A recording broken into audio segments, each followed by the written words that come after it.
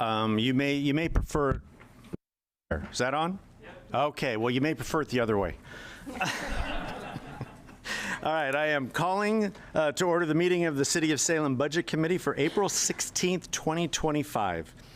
Can the recorder please call the roll? Member Belicheks? Present. Member Nishioka? Present. Member Brown? Present. Member Manville? Present. Member Vieira Brandel? Present. Member Tigan? Present. Member Matthews? Here. Member Gwen? Here. Member Julie Hoy? Here. Member Nordyke? Here. Member Varney? Here. Member Dixon? Here and present. Member Curtis? Here. Member Fuller? Present. Member Geyer? Here. Vice Chair Cohen? Here. Chair Allen? Here. Thank you. Will you please join me in the Pledge of Allegiance? I pledge allegiance to the flag of the United States of America and to the republic for which it stands, one nation, under God, indivisible, with liberty and justice for all.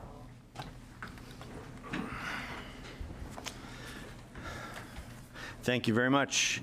Now, I apologize for seeing the top of my head, but I want to make sure I get this correct. Before we get into the items of the agenda, I wanted to take a moment and orient people to the meeting who may not be familiar.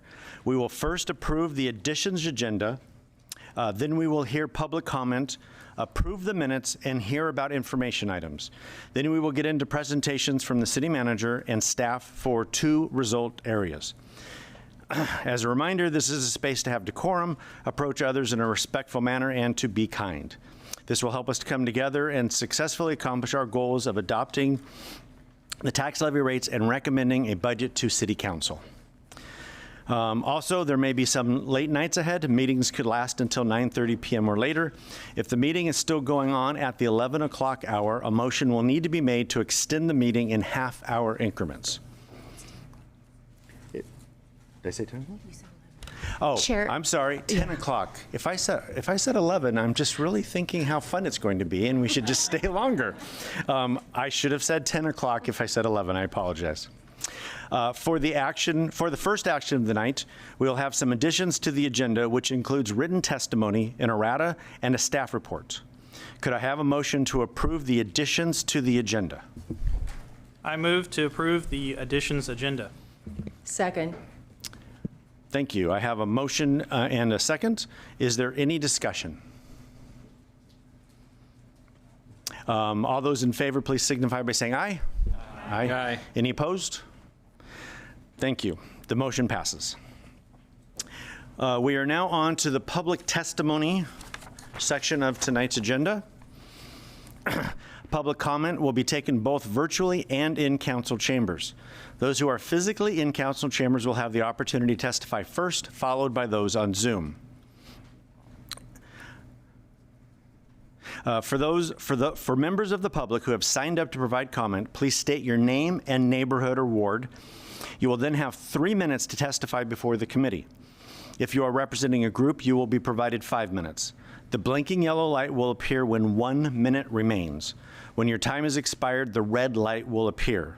Please stop your testimony at this time. Also, we ask that no applause or crowd participation be allowed to ensure everyone is heard throughout the comments. Again, the light will go on after 2 minutes. The red light will go on after 3. My intent is not to be rude, but I will need to cut you off so that we can move on to others at that time. We do have 1, 2, 3, 4, 5, 6, 7, 8, 9, 10, 11 people signed up. The first person, and I'm sorry if I butcher anyone's name, the first person I see is Shirley Seagarth. Okay, we're gonna go with the way that you pronounced it.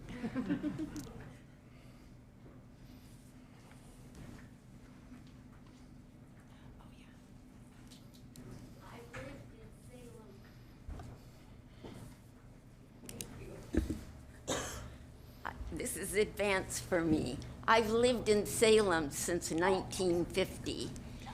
I've worked at Willamette University at the Graduate School of Management for 15 years and took early retirement because of health.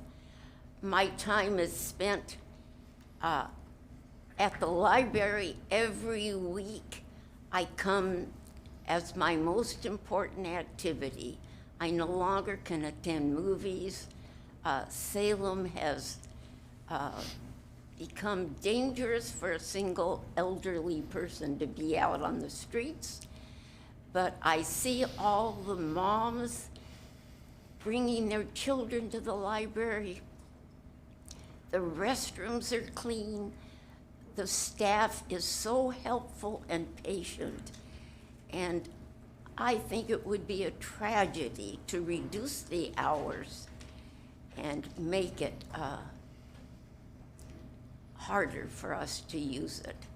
I also use the senior center, the 50 center, but when I come here once a week, the parking lot is always full, and the moms are bringing in their kids, and they're carrying out stacks of books, and my reading has become difficult, and they furnish large print texts, and if they're not available, they call around to the other communities, and those books arrive within days. So please keep our library as is. Thank you. Thank you. I'm now going to actually announce two names. The first name would be for the individual to please come up and give testimony. Then the second one to let you know that you're on deck so that we can keep things moving. Jim Sheppel? Okay, wow. At least don't know me? At least I am consistent. Okay. And Zoe Harper, you'll be next. Okay. Well, that was a hard act to follow. Chair Allen, members of the committee, Jim Shepke, Ward 2, on behalf of Fund Our Libraries. I've submitted written testimony that I hope you had a chance to read. I tried to demonstrate the utter impossibility of providing public library service to the second largest city in Oregon, with a library open 20 hours a week, staffed with only 14 FTE. My testimony includes the fact that if our library were only open 20 hours a week, Salem would join only 5 other very small Oregon towns in that club. That's 5 out of 136 towns with public libraries in the state. They would be Wallowa, Oakland, Lowell, Halsey, and Amity, and we'd be in that club. To have the state capital included among them would be laughable if it wasn't so depressing. My testimony also points out that even if having fewer hours meant that our library use declined by 30% from what it was last year at our 2 facilities, over 361,000 visits, I'll repeat that, 361,000 visits, that would still mean that on average 248 patrons would be entering the library every hour it was open. Could 14 FTE, probably with only 7 or 8 of them being public services staff, handle that day in or day out? No way. You would be creating an abusive work environment. But there is another plan. But is there another plan that would work better than this plan that the Budget Committee could come up with? No, there is not. So my message to you tonight is, don't even try to fix the problem between now and May 20th. The real problem, as you know, is that after Measure 5 and 50, we don't pay enough property taxes in Salem to support our livability services anymore, and that is the problem, and you can't fix it. It's up to us to fix it by voting yes on the livability levy, and we can do that. We need to keep repeating that the cost to the average homeowner is only $18 a month. The price of a good pizza, not a Domino's, a good one, or a latte a week at Starbucks. That's not too much to ask to fund 2 libraries, 50-plus parks, and a senior center. I finally wish to thank the mayor, the city council, the school board, the Chamber of Commerce, the police and fire unions, the League of Women Voters, and my friend Zoe, who are all supporting the livability levy. Let's keep working and let's get this done. Thank you. We'll now hear from Zoe and Daisy Goebel. You're next up. My name is Zoe Harper. I live in Ward 4. My sister and I go to school. We get to do activities there. We can even check out books in our school library. But my little brother Sam is 4, and so he won't go to school for over a year. So he needs the library, and he enjoys going to parks. So does my whole family. City Council, thank you for your work supporting the levy. I've been trying to do my part too. I've helped Mr. Shepke talk to people about the library at the levy.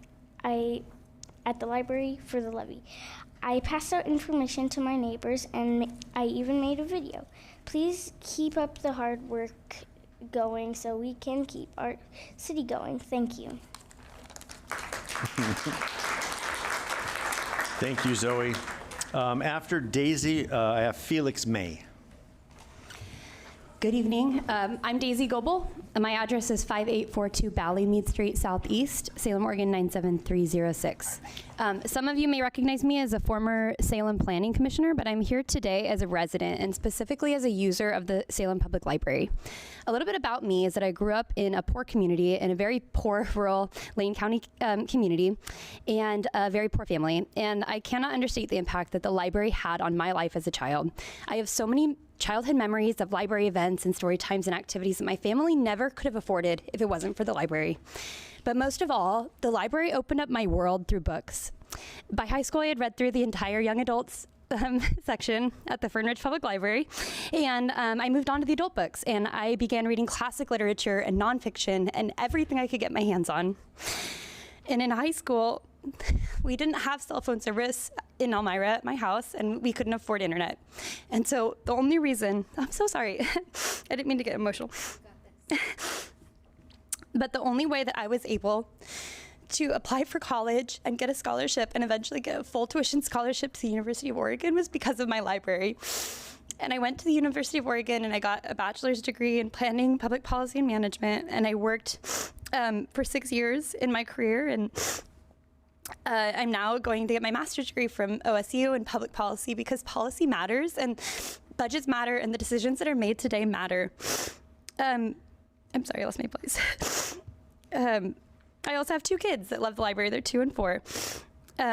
So to be clear, the budget that's proposed tonight proposes a $1.5 million decrease. Thank you so much. A $1.5 million decrease, if I read it properly, in library services, while simultaneously increasing the police budget by $6 million. That's more than the entire library budget. For context, I looked at the City of Eugene's budget to provide myself with a frame of reference for a similarly sized city. In Eugene, the police budget is 4 times the size of the library budget. If tonight's budget passes as proposed, Salem's police budget will be more than 22 times the library budget. I would not be standing here if it weren't for the Fern Ridge Public Library and the civil servants and the volunteers that had my back and stood up for my ability to access the library services. So please stand up for all of the kids that rely on the library, because if the levy fails and the library closes, I won't blame the voters who are trying their best to make ends meet. The blame in my book rests solely on the decisions being made here today, specifically the decision to devote $22 to the police budget for every $1 you devote to the library. Your decision tonight will not be forgotten by your constituents when it's your name on the ballot, not by the people in this room, the people online, the dozens of people who provided written testimony, or the hundreds more who are paying attention to the decision you make this evening. So please have the courage to stand up for those kids whose lives will be changed by the services provided by the library and say, I have your back. Please don't even allow for the possibility of the library to be gutted. If anything, the $68 million police budget should be going out to voters, not the self-imposed shortfall impacting the community Daisy? services. Your time's up. Most beloved, thank you. Thank you. Thank you, Daisy. Felix, you're up now, and then Kelsey Lamb, you're next. Hello, Chair Allen and members of the committee. My name is Felix May, and I'm in Ward 7. It's obvious that no one wants cuts to the library, but I'd really love for the committee to consider the tangible ways that our library does good in our community every single day that it's open. It promotes childhood literacy, especially for families like mine who aren't able to afford preschool for their children. The Library of Things has tools, cultural passes, sewing machines, and more. It also has a bread machine, which I think is really cool. It's a community hub, and if you've been there any time in the last year, you know that not only is it wildly popular, it is also deeply loved. The library serves the most vulnerable and most marginalized members of our community, but it also serves the whole of our community. Every aspect of library programs are crucial and needed, and in this unstable economic time, folks need free public spaces and activities. As a bystander looking at the budget proposal, it feels like our elected officials just view the library as a perk or something that's nice to have. The library is the backbone of our community. Libraries are public safety. Funding it should be considered a non-negotiable portion of the budget. Thank you for your time. Thank you, Felix. Kelsey is up now, and then Christy Hodge. Hello, my name is Kelsey Lamb, and I live in Ward 3. I want to talk today in support of the library. While I am hopeful that the levy will pass in May, I wanted to speak about how unacceptable the proposed library budget for fiscal year 2026 is if it doesn't. I work at the Salem Public Library with some of the most hardworking and passionate people I have ever known. And last Wednesday, over half of my coworkers received news that they would be laid off. The proposed cuts are devastating for our community. The library would only be open 20 hours per week with only one program or event being one story time a week. There would be no programming or events for adults, teens, or school-age children. Highly popular collections like Library of Things, cultural passes, book club kits, and toddler totes would be eliminated. The Discovery Room is one of the few free places young children can explore and play indoors but outside of their homes when the weather is unsuitable. And this would also be closed due to lack of staffing. There would be no outreach, no Read Bookmobile visits for first graders, no interlibrary loans, and so many more cuts to the library services. When you remove managers and non-library assistants and librarians, there would be only 9.75 workers or 78 manpower hours per day. The main library would only be open for 4 hours per day, and even that is stretching this number of staff too far. A conservatively estimated day would consist of 16 hours of desk time for total staff working the desk, 8 hours of workroom lead, 30 carts or 15 hours of shelving, 8 hours of workroom backup, 8 hours of courier, 8 hours of selecting, 8 hours of A&A processing, and 9 hours for mandatory breaks. That alone is 80 manpower hours of work, and we only have 78. This is without any vacation or sick days. We would still have on-call to help with shelving and desk time when FTE are out, but even this will be severely limited by the proposed budget. And without regular hours, many clerks will leave. I haven't included the additional time required for coordinating volunteers or to train new on-call workers if we did need to hire more into my daily manpower estimate. Additionally, many library tasks are specialized, and library clerks are unable to assist with tasks like ordering or processing materials. This work will pile up and will be impossible to complete with this proposed budget. Additionally, a job at the library is incredibly unstable.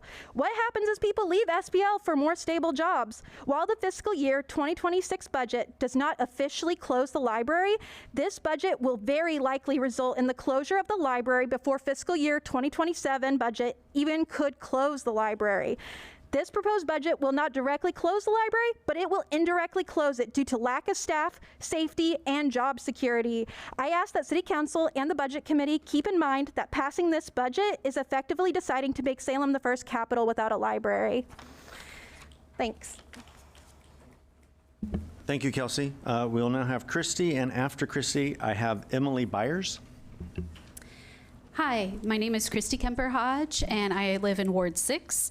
I am also a library staff person. I am one of the senior librarians who was notified last week during Library Week that I will be laid off if this levy does not pass. However, tonight I am here as a private citizen with my own views. I am appalled at the proposed cuts to Salem Public Library, Center 50 Plus, and Salem Parks and Rec as outlined in the interim city manager's budget for the next fiscal year. While all of the cuts are truly awful for each of the affected service areas, I am most concerned about the parks and library services. Both are services that provide free spaces to our community where people can spend time at no cost, can explore the world around them, and can meet up with other people and access resources to enrich their lives. Of a special concern for me regarding the parks is the lack of irrigation and maintenance that those spaces would face. Wildfires are ravaging our natural areas every year. Ending irrigation in our parks puts them at tremendous risk of destruction. Letting our parks fall into disrepair poses safety issues for park users and staff and will just kick costs down the road as regular maintenance is less costly than overhauling spaces gone wild. As for the library, the proposed cuts are devastating. Cutting more than half of the library staff and reducing its open hours to 20 per week at the downtown location is essentially like closing the library altogether, as you have already heard from several of us. If access, resources, and events are further reduced after all of the recent cuts the library has already endured, then what value does it provide to the community any longer? And if community members no longer have access to the library, they will no longer value it, and who could blame them? So what's to happen when in future there are new attempts to raise funds for library services? Who would vote to support a library that is no longer able to adequately serve its community because it's been stripped to the very bare bones? It's incredibly short-sighted to propose cuts this deep to a city service line that has already borne the burden of past cuts and reductions. So my ask for you tonight, Budget Committee members, please ask the interim city manager and city executive team to revise this proposed budget so that cuts are divided more evenly across all the general fund services, including police and fire. No one segment of our vital community services should have to bear the majority of the cuts time and again. The proposed reductions will more greatly impact the most vulnerable members of our community, as we have testified over and over again. Those with low incomes, those experiencing housing instability, houselessness, and more. Please ask for other proposals while there is time to consider them. And please, when the city executives try to convince you that public safety is what the community wants, please remember the pages and pages of written testimony, the hours of spoken testimony that we have given to the contrary. Please support our community services and stop telling us that's not what the community wants. Thank you, Christy. We'll now hear from Emily, and then after Emily, Alyssa Koknis. My name is Emily Byers. I live in Ward 4. I am also a senior librarian for the City of Salem. I'm here to speak about the proposed cuts to the library budget. I want to say that I fully support our city librarian and appreciate the work she's doing, and I know this is a difficult situation to navigate. I am very concerned the city's proposed plan for the library is unsustainable. 14.75 FTE is simply not enough people to manage the over 361,000 visitors we received and the almost 1.3 million physical items we circulated last year. That 14.75 FTE includes 3 positions that are not public-facing: our wonderful custodian, security officer, and administrative assistant. They do not work at service desks, nor do they do materials handling. That 14.75 also includes a supervisor and the city librarian. The remaining 9.75 FTE are left to staff the desks and manage all the materials movement, in addition to managing study and meeting rooms, story time, e-resources, the ebook collection, and the physical collection. The 2 remaining senior librarians will be responsible for selecting and maintaining the entire collection, a task that is currently split among 6 librarians. In addition to providing customer service, checking materials in, shelving, running a library takes a lot of work that is not visible to the public.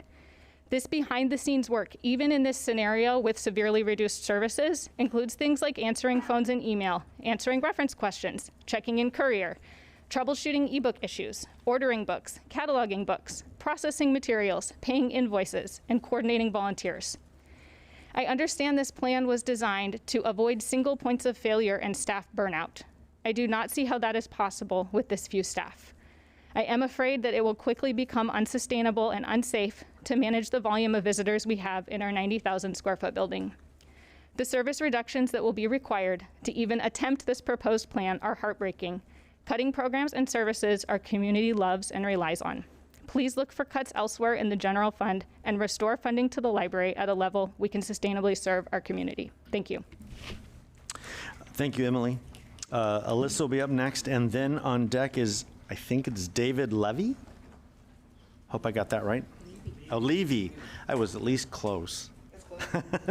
Thank Hi, my name is Alyssa. I live in Ward 1. I'm also a senior library assistant, and I'm one of the 20-plus people that received a layoff notice last Wednesday. But tonight I'm speaking here as a private citizen expressing my own thoughts. Instead of being at home after literally just finishing my workday, I have to be here because you all continually infringe on my work-life balance and now my income by threatening community services. The budget proposal by the interim city manager is beyond devastating. It is impossible and it is disrespectful. To gut community services to the point where they can't function, but there's no cuts to police or fire, shows what this council's priorities are, and it is infuriating. On January 15, 2025, the Budget Committee motioned to have the city manager present a budget scenario showing equitable cuts across the general fund. And I know a lot has happened since then, with Keith Staley resigning and getting a nice big $250,000 severance package, and that's a severance package I could only dream of. The motion remains. Present an alternative budget proposal where there are equitable cuts. Simple as that. To the council and the mayor, I really don't know how much outpouring of support and data the community has to give about the library, about parks, and Center 50 Plus for you all to actually give a damn. The interim city manager put forward a budget proposal, but it's not a proposal that is a library, it's not parks, it's not a senior center. It looks a little bit like a police state. And the city manager would only do that if she was directed by the interests of council. There's a levy on the ballot to restore this potential lost funding to the library, parks, and Center 50 Plus. This levy would fund personnel to run the programs and the places that the community loves and frequently tells you how much they love it. Why are you using city workers like me and many others as political pawns? As much as I personally do want the levy to pass so we don't lose our jobs and we can continue serving our community, I have felt so dehumanized this week to a mere number, thanks to all of you. Councillor Nordyke, you were such a big advocate last year. Where have you been this year? Dr. Brown, I'm afraid every time you mention that the library, parks, and Center 50 need to call 911, you're not really getting the picture as to how much public safety we also provide. Councillor Matthews, you're the only one that hasn't endorsed the levy. Shame on you. When was the last time anyone on council or the mayor was inside the library? The last time you checked out a book, you came to a program, you went to the desk and you asked a reference question. You know what, why don't you come in and volunteer to shelve a cart? We've been understaffed, we could really use the help. If these cuts come to fruition, you better show up to help those remaining library workers who will be overwhelmed, overworked, and never signed up for this. To the rest of the budget committee, I believe in you. Please listen to us. Do not accept this budget proposal. Thank you. Thank you, Alyssa. David, you are on now, and then we have Ted Greenbaum. Thank you, Mr. Chairman, Madam Mayor, members of the City Council, and members of the Budget Committee. My name is David Levy, and I am co-chair of the Yes for Salem campaign. I just want to make a few comments here. One, as some of you know, I'm the former chair of the Library Advisory Board. These proposed cuts are devastating to our community, period. I think some of the comments that we heard yesterday at the Salem Reporters Town Hall kind of emphasize that in terms of what kind of community we want to have. How is our local businesses going to be able to recruit vendors and employers when we have no library, when we have no Center 50, and we have no Parks and Rec? So I would encourage you strongly to consider that as you look at our budget, number one. Number two, I know there's a lot of frustration and anger in here, but there are two doors that we can go open. Door number one is to not support the levy that's on the ballot on May 20th and make some very difficult decisions on what we want our community to look like. Door number two is that we do support it. And we're excited about the energy all across our community. Hundreds of people have considered volunteering and supporting us. If that passes, it will give us a short-term situation and support for funding these programs, but it'll get us back to where we want to be. not where we need to be, but where we want to be. And so I encourage everyone in this room to check out our website, yesforsalem.org. And if you've got some time and you want to volunteer or endorse, I strongly encourage you to do that. We're working to get the vote out. That's going to be a critical part of the campaign. So I encourage you to tell your friends, your family, your neighbors on the importance of this and why they should vote for it. And thank you very much. Thank you, David. And now Ted. Ms. Ted Greenbaum, thank you. And I live in Ward 5. I wrote some things down on an envelope before I left home. Because math is math. We can't change the numbers. Inflation has outpaced revenue enough that we have a problem. This May we'll have competing levies, and I find that concerning. And I'll just get to the point, and that is consider more evenly distributed cuts instead of a focus on the livability 3. And that's it. Thank you. We now have 2 individuals who signed up to testify on Zoom. One of the names is Daisy Goebel. Did you? You didn't mess up. That's perfectly fine.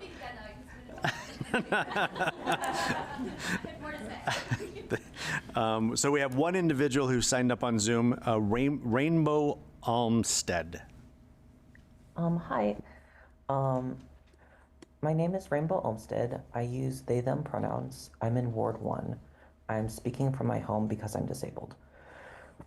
I'm speaking to urge you to reconsider the budget recommendations that cut the library's hours to 20 hours per week. That is an awful idea for a city as large as Salem. I am concerned that the library would become an abusive workplace. And then, of course, there's the impact on us patrons. Please reconsider the budget recommendations. Thank you. Thank you, Rainbow. That concludes the individuals who've signed up this evening to provide testimony. And we thank everyone who has provided their testimony and the conversation. We have also received written correspondence as listed under item 2 on the agenda and in the additions agenda. We ask all to pay close attention to the information and comments that were shared. Next on the agenda is the approval of the January 15, 2025 Budget Committee minutes. Member Manville. Thank you, Chair. Between that meeting and this meeting, I took my public meetings law class, as we all have been urged to do. And I realized that we violated open meetings law by having a secret ballot. It's water under the bridge. We can't fix it more than 30 days out. So the only thing I would do is suggest that we add the vote count from that ballot into the minutes, just to be a little bit more transparent to the public about the vote that happened. So with that, I would move adoption of the minutes with the addition of the vote count for chair on page 3 of the minutes. Is there a second of that motion? Second. So we have a motion from Member Manville and a second from Vice Chair Cohen. Is there any discussion? Oh, Mr. yes. Chair? Yes, sir. I have a question for Evan, if you don't mind. Could you explain again how we violated open meetings law? My understanding from, thank you, sorry. My understanding is all votes need to be public, and we had a secret ballot. And I confirmed that with the Oregon Government Ethics, OGEC. So we voted secretly, and that was not in accordance with public meetings law, as is my understanding. So was the secret part that the vote wasn't recorded, or? That we wrote it down instead of doing a verbal okay, thank you. Vote like we always vote on everything. So the amended motion is to include in the minutes what the vote count was. Any further discussion on the motion? Hearing none, all those in favor? Aye. Aye. Any opposed? Hearing none, the motion passes.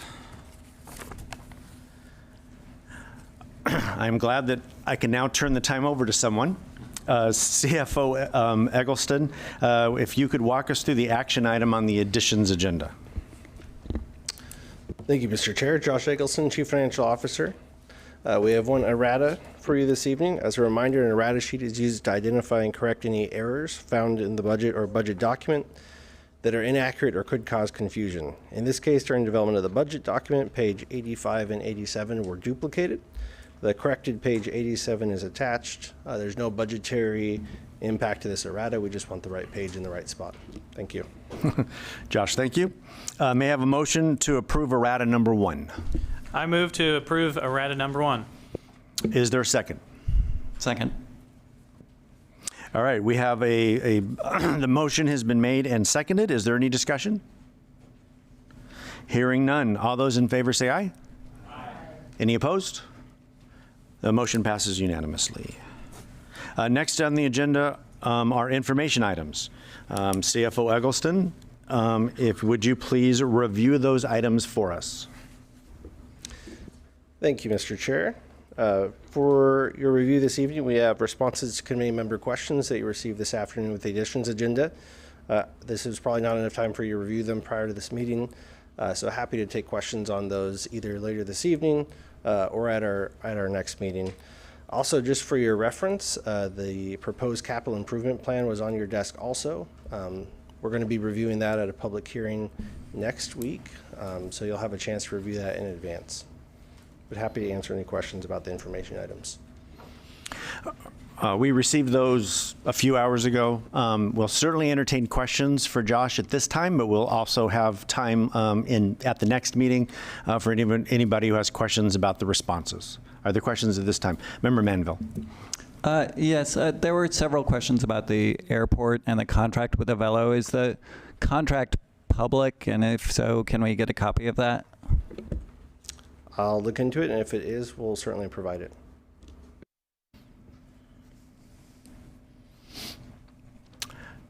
Are there any other questions for Josh at this time? I see none. Thank you. There are no public hearings this evening, so we'll move on to item number 7, which will start with opening comments by Interim City Manager Krishna Naburi, and take it away. Thank you, Mr. Chair. Good evening. I want to acknowledge how incredibly difficult this moment is for our community, our staff, and for everyone who is here tonight. Every reduction in the proposed budget reflects people, programs, unmet service needs, and the values we deeply care about. These are not the choices any one of us wanted to make, but this is the financial reality in front of us. The proposed budget is devastating and deeply unsettling. I'm personally heartbroken by this proposal, but this is not what any one of us want for Salem, and I know that. Through the Revenue Task Force work, polls, and surveys, the city did collect data about community priorities. Consistently, public safety has been ranked as #1 priority by the community, your council, and the budget committee. So that direction shaped the framework for this budget proposal. Over the past week, I have had several people ask me a simple yet very important question. Krishna, what were you thinking? Like many of you, I have emotional investment in the services I am proposing to reduce. Some of my best moments with my 2 sons have been at the library and in our parks. I have friends who visit Center 50 Plus to reconnect and find sense of belonging. I have personal connections to the employees who, as HR director, I help to support and build.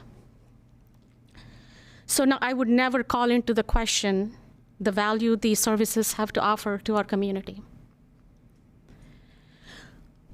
But as I was preparing the budget, I had to think beyond my personal beliefs and my experiences. I could not ignore the data.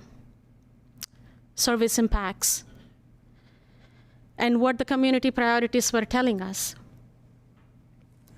So what was I thinking? I had to think about the $13.8 million budget deficit and what would happen if we don't act on it now. I had to think about how to reflect community priorities into this budget, but yet preserve as many services and as many jobs as possible. I had to think about how to avoid decisions that would increase the liability for the city, increase the risk, and in turn, put further deficit into the city's budget. A $13.8 million deficit is equivalent to 92 plus FTE for Salem. I just want us to sit with that for a second. That is a devastating impact. So in order to preserve as many services and as many jobs as possible, honestly, we implemented immediate cost-saving measures. And we secured one-time revenues as quickly as we could. And all of that is done in 6 weeks time frame. So that resulted into $6.96 million. We were able to reduce the deficit by $6.96 million. That is more than half of the original shortfall. But that still left us with 6.84 still to cut. So that was the reality that we were dealing with. So how did we decide which services to cut? It really came down to 3 key guidelines. Number 1, reducing the overall cost of operations. Number 2, focusing on vacancies wherever possible. Number 3, avoiding choices that would increase liability and increase the cost of operations for the city, because that would put us in further deficit in the coming years. Let me walk you through what that looked like in practice. At current service levels, I'm talking about at current service levels for public safety, cutting positions in public safety would not give us any savings. The reason, we have to have mandatory minimum staffing. That would result us into overtime costs. So that was not going to give us any savings there. Eliminating vacant positions in non-public safety departments offered both immediate and long-term cost savings. Then we looked into internal services.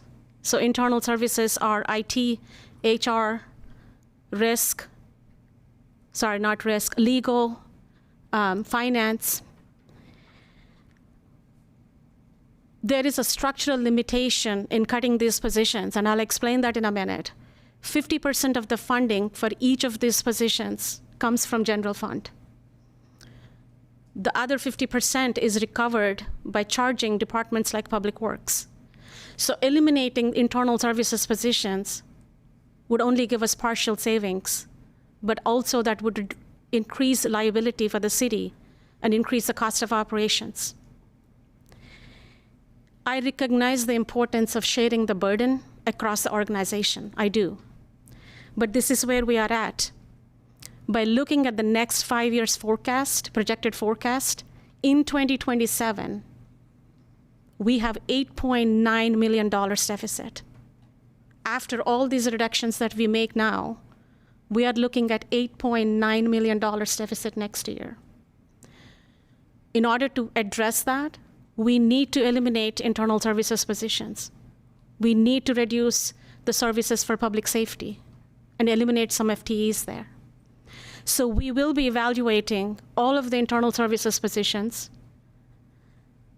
We are looking at a possible restructuring, and we have to eliminate. There isn't any other way to address the deficit there.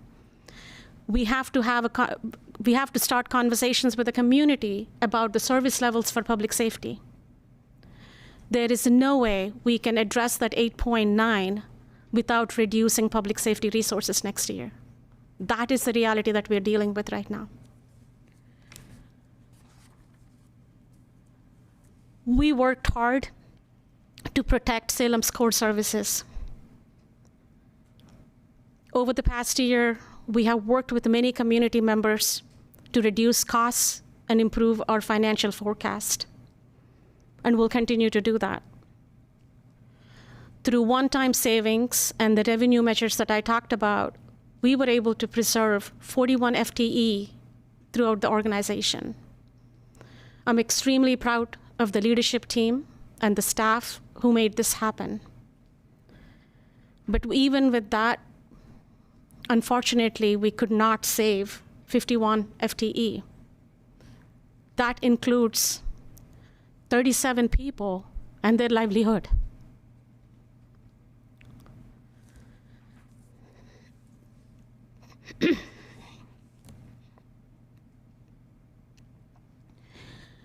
So despite our best efforts, this proposal is not fair, but it is impartial.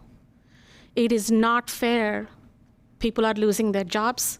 It is not fair that the community is losing the services, the essential services that the community relies on. They're losing these services. I wish I could have delivered a proposal that spared every position and protected every program. But a deficit of this magnitude, it simply wasn't possible. I have personally spoken to many of the employees who were impacted. There are real stories behind every position and every person. Stories of hard work, dedication.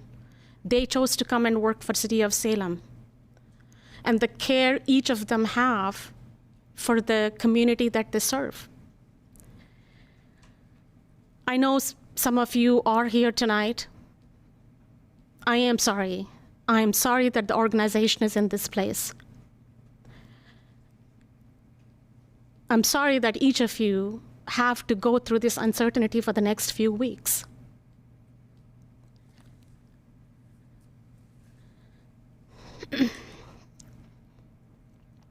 So you may ask, why propose these reductions now without knowing the outcome of the levy? The city did not want to assume the levy's outcome. So with that, I must propose a balanced budget. And this is what it looks like. If voters approve the levy, we will bring forward an amended budget for the Budget Committee and Council to consider. I also want to give the state of the city services, just kind of a high level. The data around our current service levels tells us a story that is extremely alarming. Violent crime has been rising for over a decade. Shootings have doubled between 2018 and 2022. Youth violence has led to tragic outcomes. Traffic fatalities hit a record 22 deaths last year. In emergency situations, we are not getting to people as quickly as they need us.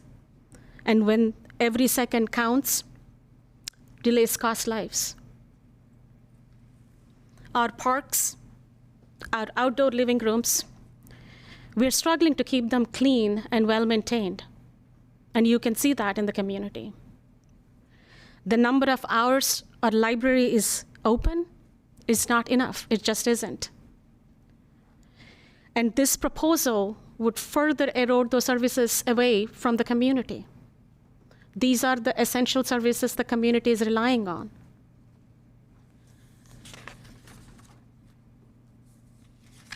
And the other side of it, people are leaving this organization because of workload, because the workload is unsustainable, and I know that. And I can't ask more of the people who are still here. I just can't. So to address the fiscal year 2027 budget, I know this year we are able to propose a budget which says about the council's fund balance policy. In 2027, we still have $8.9 million to deal with. In order to deal with that deficit without cutting any more services, as you can see, the data shows that our service levels are declining. In order to give deal with that deficit in 27 without cutting further services, we need to be looking into three things. We need to looking at new revenues. We need to look into efficiencies. We need to find cost savings. We have to go with the combination of all three. No one thing is going to solve the problem. It has to be all three. This is a challenging time for Salem. We are in crisis. But during this crisis is when we need to come together. We need to move forward with a vision. Even in painful moments, I have seen this community come together. I have seen people of Salem step up for each other, and I do believe in our ability to do that again. We can come together, find solutions, and shape a stronger future for Salem. We can. Tonight is the beginning of the budget committee process. The budget committee will review, refine, and adjust the proposal. That's kind of part of the process. I'm committed to be helping you with that process with transparency, responsiveness, and most importantly, with an open mind. And I want to thank the budget committee for your service to the city. And I urge this community to come together. Attend the budget committee meetings, ask questions, learn about city services, and help us to work toward a solution. Thank you all for being part of this process. I'm honored to serve Salem. Thank you. Thank you. We're at a point now on the agenda where the budget committee can ask questions of the interim city manager. Does anyone have questions for Krishna?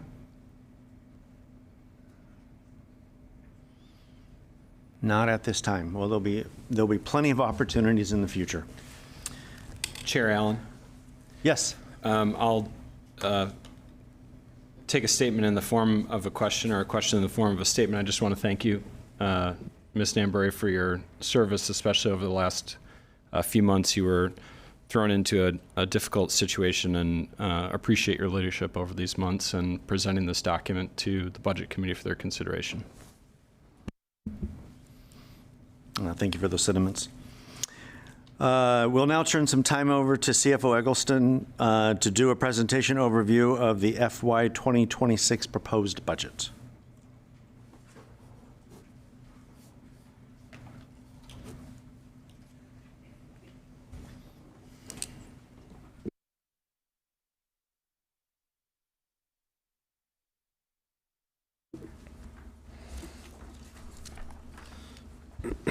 Thank you, Mr. Chair.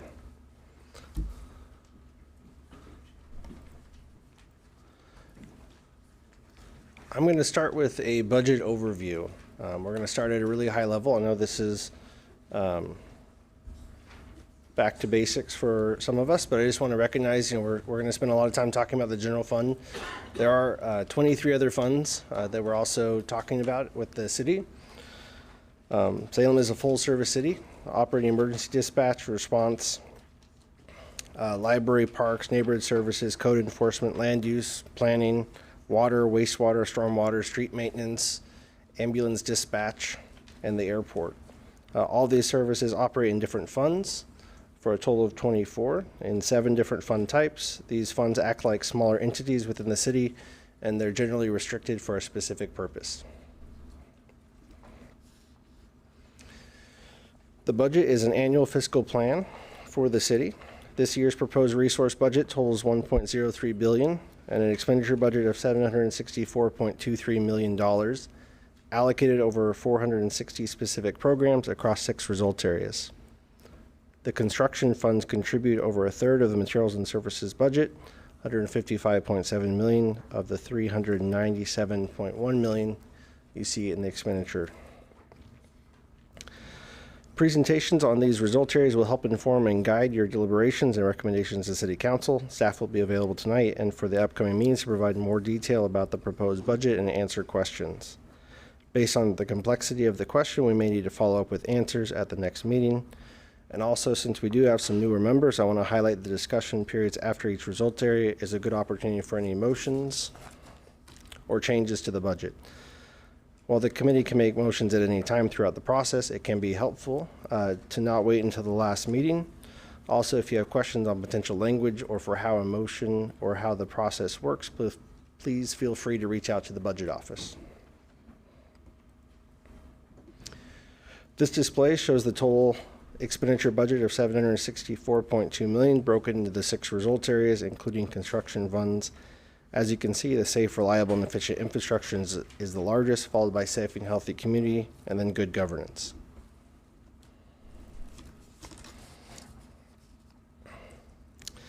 The budget display converts hundreds of line item entries into programs and align those programs with the results the community cares about. The goal of priority-based budgeting is to ensure the resources are being applied to the highest and best use to achieve those results. In the budget document, each result area is designated by a tab with the result area name and icon. To allow us to compile the budget publication, each program has been assigned a home results area. Each tab section shows all the programs in that results area, as well as the budget and the position count for the fiscal year 2026 proposed budget, as well as the prior year budget. The alignment column describes programs as most, more, less, or least aligned with all city result areas.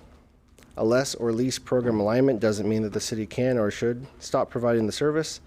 A less or least score could mean that the program has a strong or essential influence in only a single result area. There also could be federal or state mandates that require the city to have the program.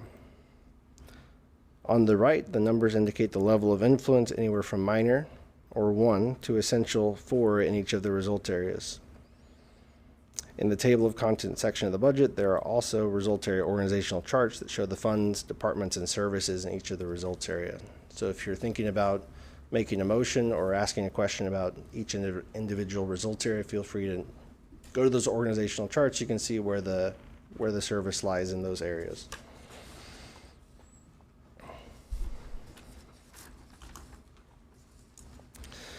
Now for the general fund specifically. This program shows an updated view of the general fund 5-year forecast with the proposed fiscal year 2026 budget included.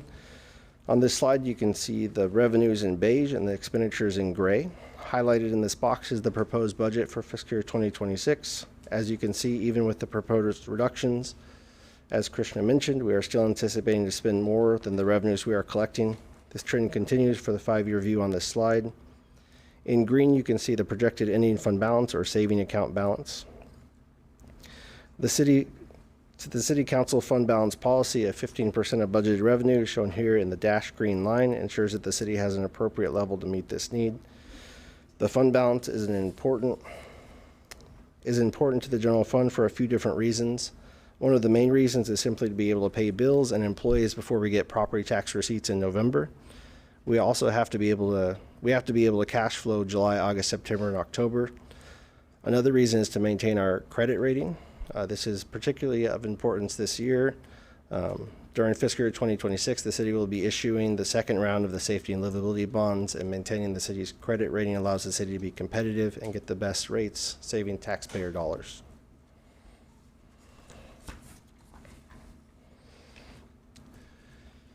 Just to recap where we started, this is the forecast that was presented in January. January 15th, we met here. We talked about the deficit, the $13.8 million highlighted on this slide.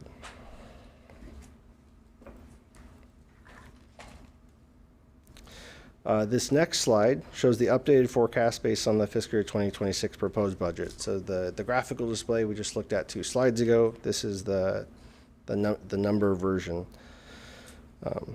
As you can see, the budget is balanced, but still using $2.14 million of fund balance. However, the projected ending fund balance is within council fund balance policy.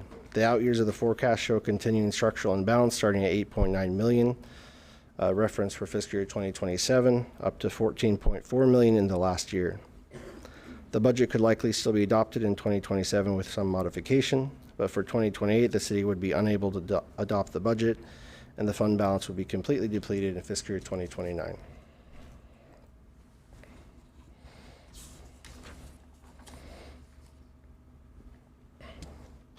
I'd like to walk through the changes to both the year-end estimate for fiscal year 2025 and the changes in fiscal year 2026. And I apologize for how tedious this might feel, but I feel it's really important to show you what happened, what changed between January and today. The city has taken significant action, as the interim city manager indicated, to try to mitigate the reductions proposed for this budget. For revenues in fiscal year 2025, the city secured an agreement with the state of Oregon for the use of State Street and received $2 million. During the current year, there are also other revenue changes that total almost $700,000. And just for clarity, some of those are going up, some of them are coming down. That's just the combination. Some of it is additional anticipated property taxes, additional interest earnings, among many other revenue lines. For expenditures in fiscal year 2025, the city is anticipating an additional $1.33 million in savings. This is a combination of materials and services and position savings. As Krishna indicated, beginning in February, the city implemented 7 cost-saving strategies that contribute significantly to this additional savings.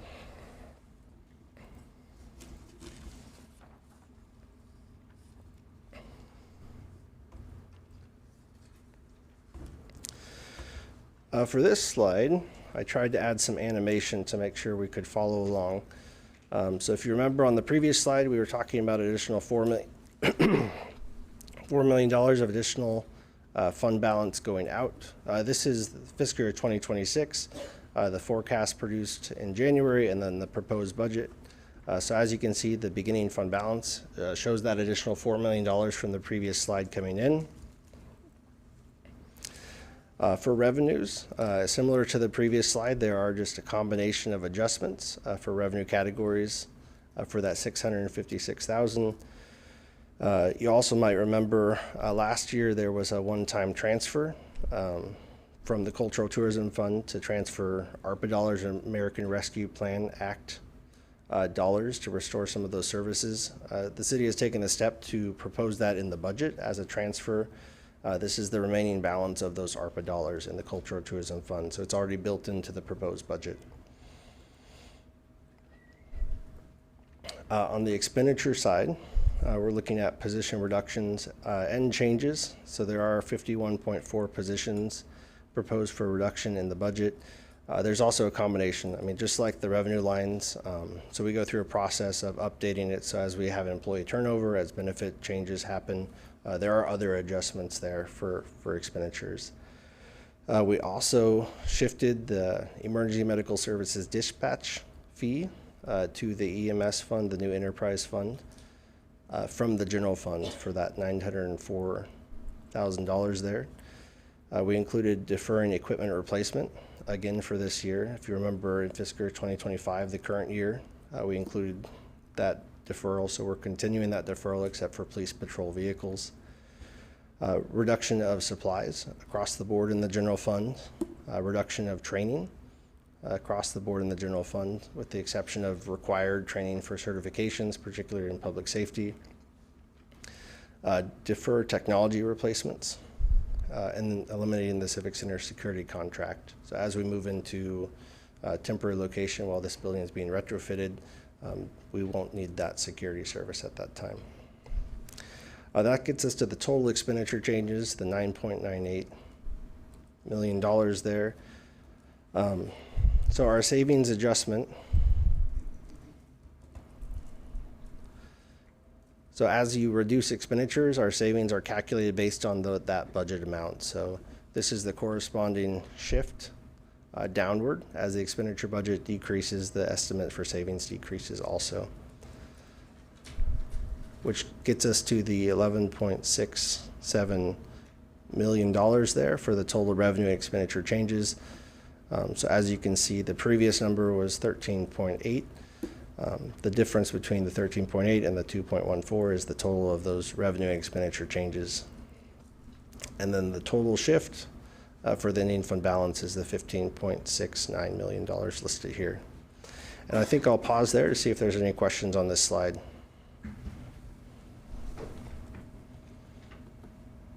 You may have lulled them all to sleep, I'm not sure. I was All right. worried. I see no questions. Continue, CFO. Moving into the reduction summary, interim city manager Namburi covered quite a bit of it, but I just want to make sure we have the detail listed here. So you can see the reductions by department and service area, the 2025 staffing, the reduction, FTE, the reductions that were vacant, and then the impacted employees. If you do the math, it doesn't quite match. For example, in Center 50 Plus, we have 2.45 positions there, so there's 2 employees impacted. So if you're trying to add those up, they won't quite work, but there were 37 employees impacted.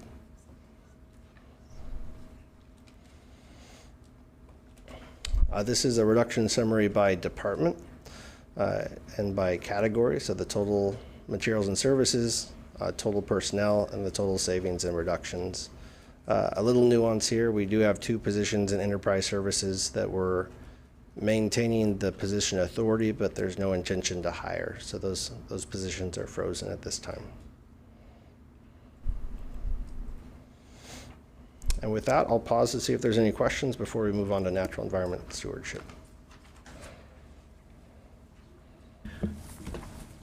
Josh, it's not a question. However, it certainly appeared to me that on many of your slides you were violating PowerPoint rules with regards to what you were cramming on there. Are these available on the website for individuals that might want to download them? Yeah, absolutely. So if you go to the Budget Committee page under Boards and Commissions and then Agendas and Materials, you'll see the presentation as well as all the other materials listed under the 416 meeting. All right, yes, Member Manville. Thank you, and thank you, Josh, and City Manager Namburi. When might we see the proportional cuts version of the option to the budget? Yeah, absolutely. Just due to time constraints, we didn't want to produce that for this meeting, but you will have it at a upcoming meeting. Oh, yes, Madam Mayor, does that work? Sure. Works fine. Just a quick question for clarification, Josh. Hopefully not just for me, but I want to make sure when you say frozen, those 2 positions are just vacant. Is that right? But is that what that means? That is correct. Those Okay. positions are vacant and they will remain vacant through fiscal year 2026. Okay, thank you. Are there other questions for Josh at this time? I see none. Thank you, Josh, for the review of the proposed budgets. We now, I believe, have 2 result area presentations this evening. After each result area presentation, there will be an opportunity for the Budget Committee to ask questions of staff, to discuss that result area budget information, or to make motions to amend the result area budget. Budget Manager Leinenbach you are already here, so please don't come forward. Could you just, will you please present to us the first result area? Gladly. Good evening, Budget Committee. My name is Callie Leinenbach, and I am the Budget Manager for the city, and I will be presenting to you the fiscal year 2026 proposed budget for natural environment stewardship. Programs for this result area are managed by the Public Works Department, and they focus on environmental compliance, monitoring, and education. The result area begins on page 95 of the city budget, the big budget book, and you can find further information there about the programs, services, and positions in this result area. Oh, I didn't go.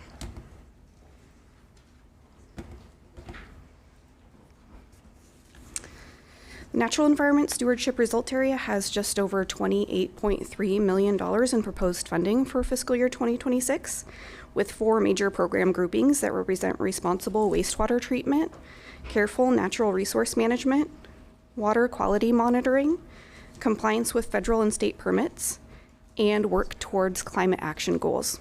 There are 105.82 full-time equivalent positions that provide services related to this result area.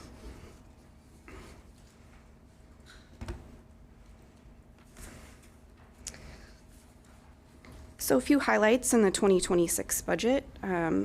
There are 2 projects at Willow Lake Wastewater Pollution Control Facility proposed in the budget. The outfall diffuser, which is a system that disperses treated wastewater into the Willamette River. That system will be cleaned, removing debris from the 54-inch pipe, and it will also get new ports installed. Also at Willow Lake, the chiller in the administration building will be replaced, modernizing the system with an energy-efficient unit that's more environmentally friendly. And the MS4 permit that addresses stormwater quality is due for renewal in fiscal year 2026, so that will be occurring next fiscal year. And also based on requirements developed by the Environmental Protection Agency and administered by Oregon Department of Environmental Quality, the city will continue to implement strategies to reduce pollutants related to current total maximum daily loads and water quality standards.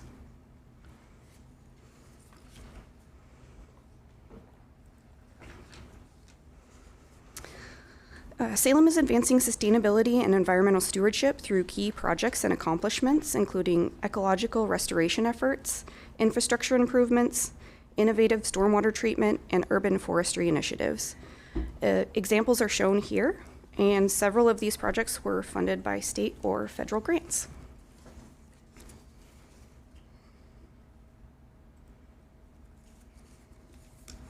And staff are now available for any questions on this result area. Let's start with Member Nordick. Thank you so much. Of the $28.3 million, what percentage of that is general fund, if any? Yeah, there isn't any general fund in this result area. Thank you. Dr. Brown? Thank you, Mr. Chair. Great presentation. So, simple question, I think. You just mentioned grants.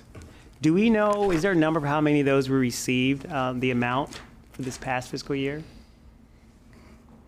So I did look through and I found several areas that mentioned grants in the result area. I couldn't tell you that these were all the grants that were received, but from the narrative that I got, it was around $10 million. Okay, so that 10 million, it's already spoken for. Do we have, I mean, I would just say a guess. We know a lot of things are happening that comes out of DC. And so are we anticipating that we're going to get the same amount of grants, or are we just not going to include that at all? I'm going to call someone else up for further clarification, but the one grant that I saw that was continuing, it was a Oregon Watershed Enhancement Board restoration grant, and it's a 5-year grant to conduct ecological restoration at Minto Island, and that's $546,000. And what year are we currently in? The current year is 25, and what we're talking about 26. So No, that 5-year grant, like what year are we in? Are we in year 2, 3, 4? That's a great question that I don't have the answer to. Okay. So I would love to call someone else up. And you don't have to answer it now. I mean, we can come back. I'm Happy just to get curious. back to you as well. If All right. I'm So seeing we a wanna thumbs get- up, we we'll wanna get back to you. Okay, so we'll get back with that information. Okay, thank you. Are there any other questions? Vice Chair Cohen. Thank you, Chair. I'm not sure if this is for this section or the safe, reliable, and efficient infrastructure, because water, wastewater kind of is in both. So if it is safe, reliable, efficient infrastructure, then I'll wait till that happens. If not, then I'll ask them now. There's been a lot of stuff in the news about water quality with the drawdown from dams. I know Lebanon Sweet Home had issues with the Santiam River. Have we had any issues with the drawdown from the Detroit Dam and our water sources?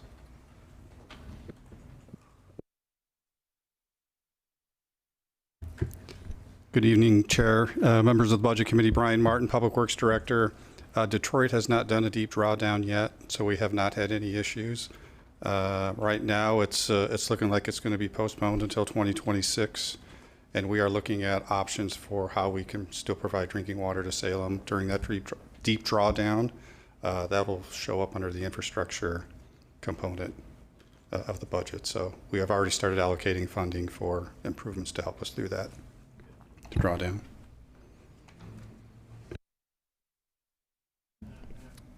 Follow-up question? Follow-up Vice Chair? questions. And is wastewater more for the infrastructure? Do you want me to just wait a couple weeks till you're up? No, you can go ahead and ask your question. I'll answer if I can. There's been a lot of high-profile water overflow issues that we've seen.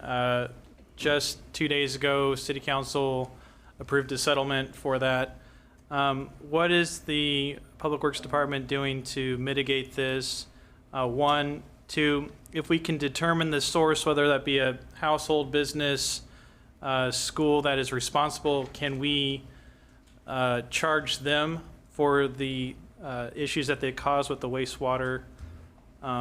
And this probably isn't for you, the third question, but regarding settlements, is there a way the city can better navigate liability claims so that we're not paying so much? I know liability claims have come up a lot in the past year. So that's probably not for this instance, but just because it happened 2 days ago in council where we had it, it piqued my interest. And I want to see if there's a way that we can, through alternative ADR, whatever that stands for, dispute resolution. There we go. I remember that from grad school. Other ways in which we can mitigate and decrease the amount of litigation payments that we pay for the city.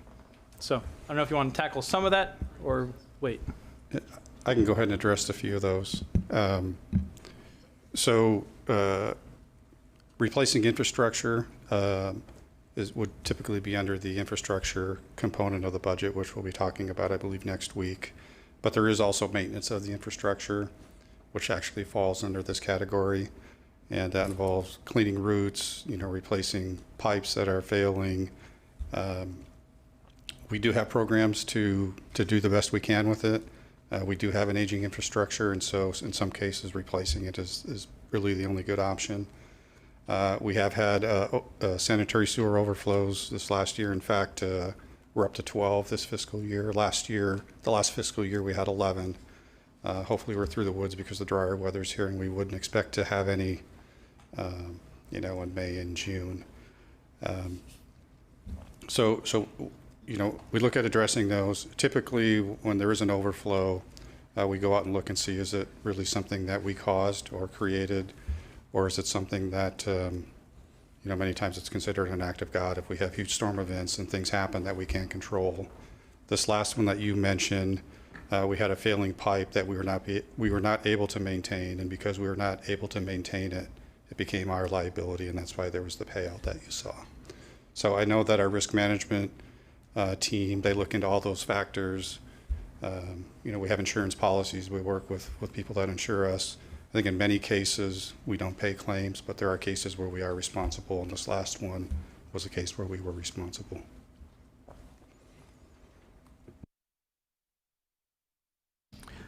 Okay, Member Manville. Thank you. And just to clarify, those sanitary sewer overflows, they tend to be on the street and then sometimes go onto other people's properties. They're not like the overflows into the river. That's not what we're talking about. Is that correct? So generally they flow out of a manhole, and those manholes happen to typically be in the low areas, kind of in a valley. And what we find in valleys are also streams. So many times when that overflow happens, it comes out of the manhole, it flows down the street, ends up in a stream. And those types of cases, we have to report all of them to the DEQ, but we have an environmental response team that goes out and posts the streams and takes tests to make sure that the public's notified and they stay out of the waterway until the bacteria disseminates and we can reopen those back up again. So they do come in different shapes and sizes, and unfortunately many times they're near creeks and streams. Follow-up? Yeah, not really a follow-up. I don't know if anyone can tell me about, I was reading about the Denali Street stormwater work, and where property owners apparently had planted some other stuff in the stormwater planters.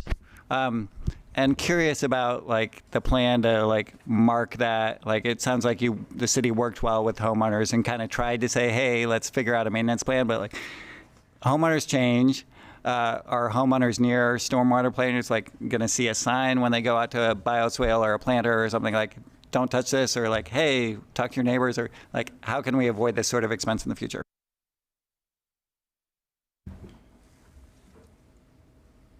I'm looking at Mark Bechtel.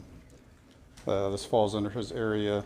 Do you have any comments to add? I can say that we have a crew that's dedicated to maintaining our stormwater, rain gardens, and I don't think we discourage homeowners from helping with those, because any help we can get from homeowners is a good thing. It takes a little bit of a burden off of us. If in some cases some things get planted that aren't correct and we can correct those, we're probably still ahead in the long run by getting as much support as we can from the community. Would you have anything else to add, Mark?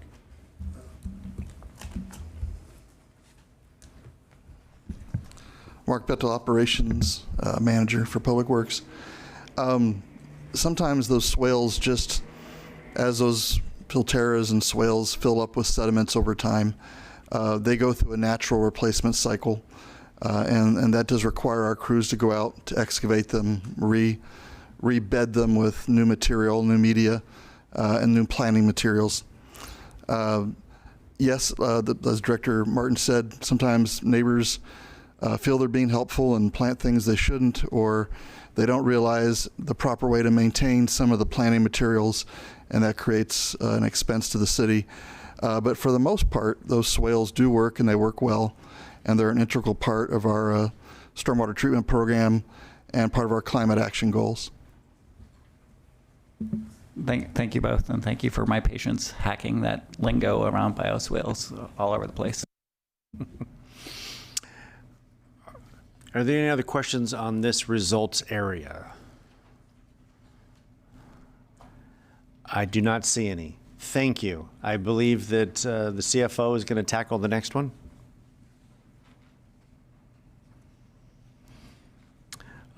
Josh, I believe this is welcoming and livable community. That is correct.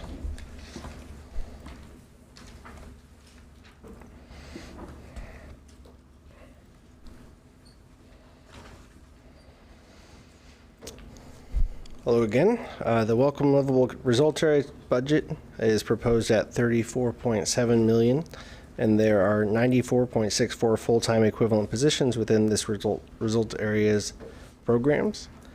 Program pages for the result area provide a further breakdown of services and positions, and the result area summary can be found beginning on page 197. This is the area where a lot of our reductions are concentrated, so we'll be walking through those in detail here.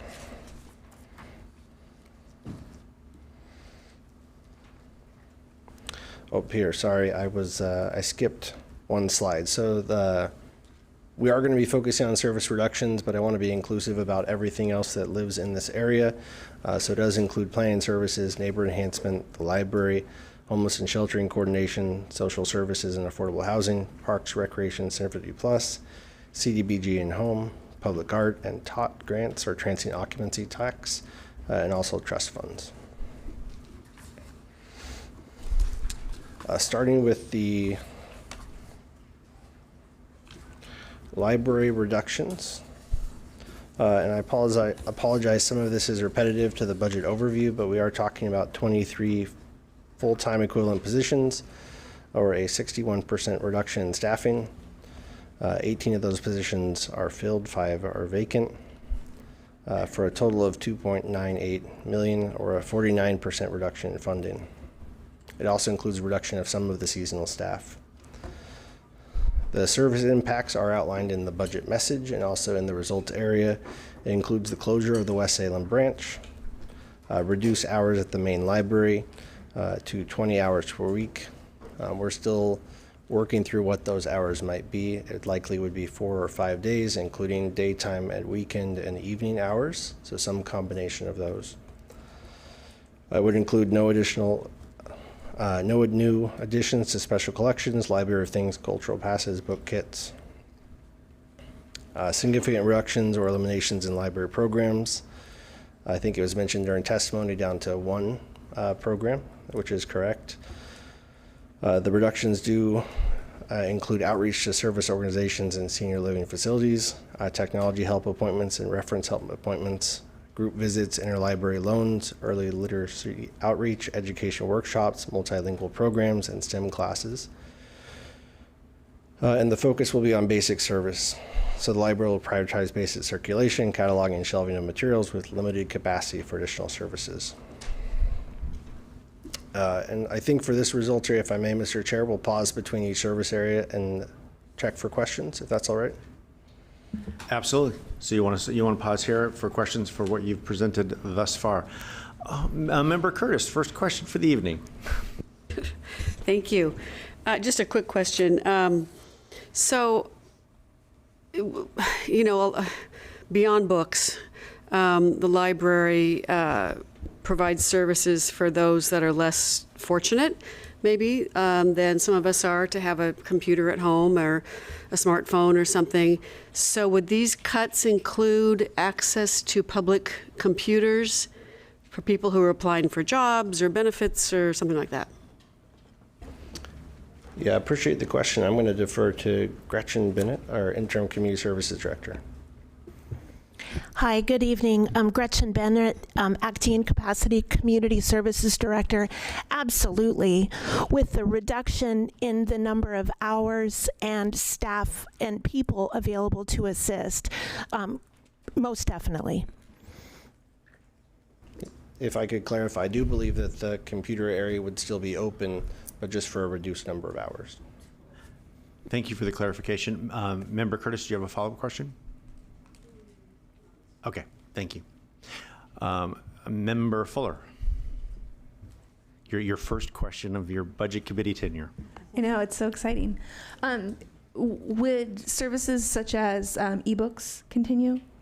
Or would those be reduced as well or eliminated? I'm talking about like Libby, that kind of thing. I'm going to look to Bridget to help me with that. I believe that the online component is available, but the support to manage questions, the support to add and cultivate that collection is significantly impacted. Bridget's going to come up and help me. Okay, thank you. So, hi, Bridget. It sounds like the service would still exist. However, if I had a hold placed and was unable to access it, calling the library to get help with that would probably not be available. Is that right? That is correct. So while we may have some budget allocated to purchase ebooks and audiobooks, maintaining that collection requires staff. Helping with that collection requires staff. Troubleshooting requires staff. So they may be limited to their availability. So it may impact our services that way. Yeah. Member Tigan. Thank you, Chair. Josh, can you describe what the impact is of the cuts on the revenues that the library gains from participating in the Chemeketa interlibrary loan program? I feel like during other briefings we've heard that there's a significant revenue that comes in based on Salem's participation in that. Can you describe that and what the impacts of this are to that revenue source? Yeah, I appreciate the question. So the CCRLS, the Chemeketa Community Regional Library System, of which the Salem Public Library is a member, the minimum to be considered a public library is 20 hours, which is what we're intending to meet at this point. So it's literally the bare minimum to still be eligible for that funding. The one unknown at this point is with reduced library hours, the funding is allocated by a pretty comprehensive formula, so we don't know how the reduced library hours might impact that. Currently, the Salem Public Library, it's my understanding, we're a net lender, so we lend out more than we receive from other libraries. I'm hearing confirmation. Yeah, we're the biggest library Yeah. in the entire system. So right now we receive a large portion of revenue. So with that reduced hours, we're not quite sure how that might impact that revenue, but currently we're still anticipating the full amount, at least for fiscal year 2026. But if the reduced hours continue, it may have an indirect impact on that formula and reduce that funding. Afal?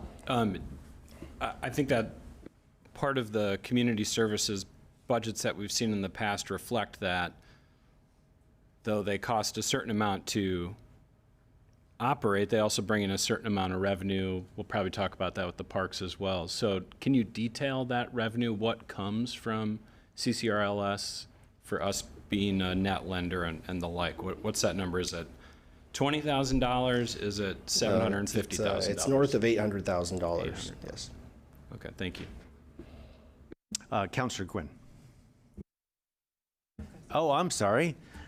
We have one individual who's joining us via Zoom and gets lost in the shuffle. Councillor Nishioka. Hi, thank you very much. I'm glad to be here tonight and sorry that I'm not there in person. I'm going to just ask a question and back to what I think Commissioner Curtis was also referring to. I know during the pandemic, there were opportunities for people that when the libraries were closed, had internet access if they were in close proximity. So I'm wondering if the library would still have the availability to have Wi-Fi capability if someone were to be parked near the library, whether in West Salem or at the main branch, to access using the internet so that they can, as Commissioner Curtis was asking about applying for jobs. I'm just curious as to that possibility. Yeah, I appreciate the question. I think an answer is forthcoming. Councillor Nishioka, I'd like to get back to you on that, but we'll get an answer to you. Thank you. Let's go with Member Curtis. Thanks. But it's my understanding, I'm confused, that this proposed budget would stop the interlibrary loans of books, the CCRLS loans. Am I wrong on that? Yeah, I appreciate the opportunity. I see that. I saw that written. So would we still get the revenue in if we're not participating in it? So the interlibrary loans is outside of the CCRLS system. So the CCRLS system is still, we'd still do that within that system, the loans. If you're here early in the morning, you can see the truck comes and loads and unloads. So that would still happen, but the interlibrary loans outside of that CCRLS system would no longer happen. I didn't understand that. Thank you. Let's go over to Councillor Varney. Thank you very much. On the CCRLS, on the revenue that comes in, which fund does it go to and what are those dollars usually spent on? I appreciate the question. It's coded directly to the library. So it goes into the general fund, into the library cost center. Okay. And so it's used for library services. Thanks. Member Manville. Thank you. Apologies. I'm the one person who seemed to have coffee, so I'm sorry. I'm trying to hold back from too many questions. So on the budget, there's still $19,500 for the West Salem Library. Is that just to hold onto the building? And we've kind of talked about the lease requirements, that it's open sometimes. Like, why, if we're closing it, why is that there? What's going on with that money? If I may, I'll attempt an answer. We might need to come back with a clarification. So currently the lease is dependent on the West Salem branch remaining a library. My understanding is that the landlord is open to kind of a short-term understanding with the intent that it would be a temporary closure. But if the library branch is indeed closed and permanently closed with no opportunity to reopen, we would have to look at that quite differently.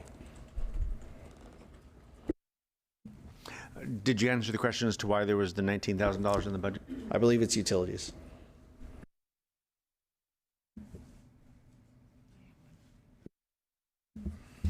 Thank you. To Councillor Nishioka's question, I'm not sure if this is what she was getting at, but it caught my ear.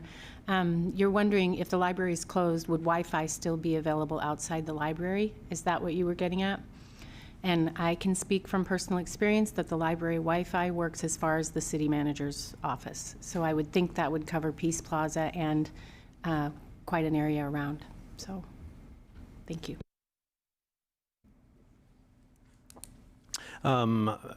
Councillor Varney. Thank you. I just wanted to say, when I asked this question last year, previous one about West Salem, because I did have individuals coming to me asking about internet use and coming over and being near the building. I was informed that on days the library was closed, there wouldn't be any internet access because someone had to go in there and actually turn it on. At least that was my understanding. Do we just need to get a clarification, and that'll be in our questions and answers for the next meeting? Yes, please. All right. Let's just make sure we get it right. Councillor Tigan. Thank you, Chair Allen. I guess I want to ask this question with a great degree of trust in the city staff who've presented this plan to us. But I think based on the comments we've heard tonight and just thinking about these services, is this a viable plan? Like, can we, with the staff that are proposed to be remain with the library, serve the public in a part-time function?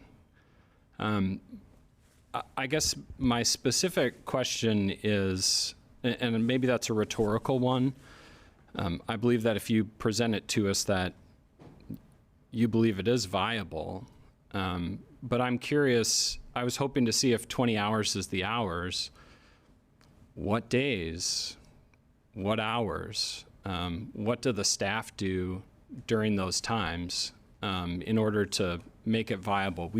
We took a lot of tours and such getting ready for this position as city councilors, and we know there's a lot of front end and back end operations that happen at the library.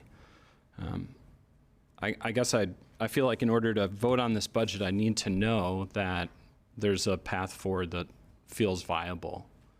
And I don't feel like I have that. It's an excellent question. What I can say about that is that I think it would be crucial to remain keenly focused on a specific set of priorities. The idea is to have as efficient service delivery as possible to maintain those minimum levels, and to aim at the contractual compliance with the interlibrary, the CCRLS piece, and be very disciplined and try. Thank you. Dr. Brown. Thank you, Mr. Chair. Mr. CFO, so I have a question. In regards to the pop-up libraries that help a lot of our senior citizens, is that also a part of the budget that's going to be cut too, or are we going to try to preserve those?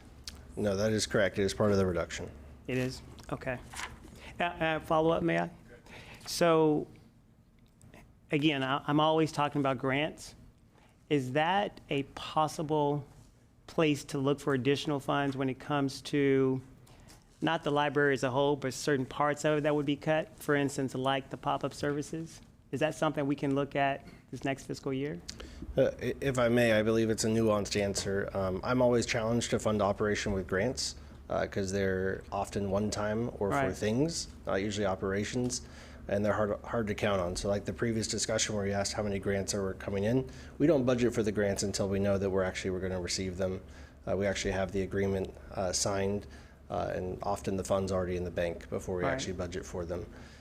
So I think it's something that we could definitely look at, but it is a challenge to fund operations with grants on an ongoing basis. Right. And I'll defer to Ms. Bennett if she has anything to add. Okay, thank you. Thank you, Mr. Chair. Ms. Bennett, did you have anything to add? Okay. I thought I saw nod. Are there other questions at this time? Councillor Nordick.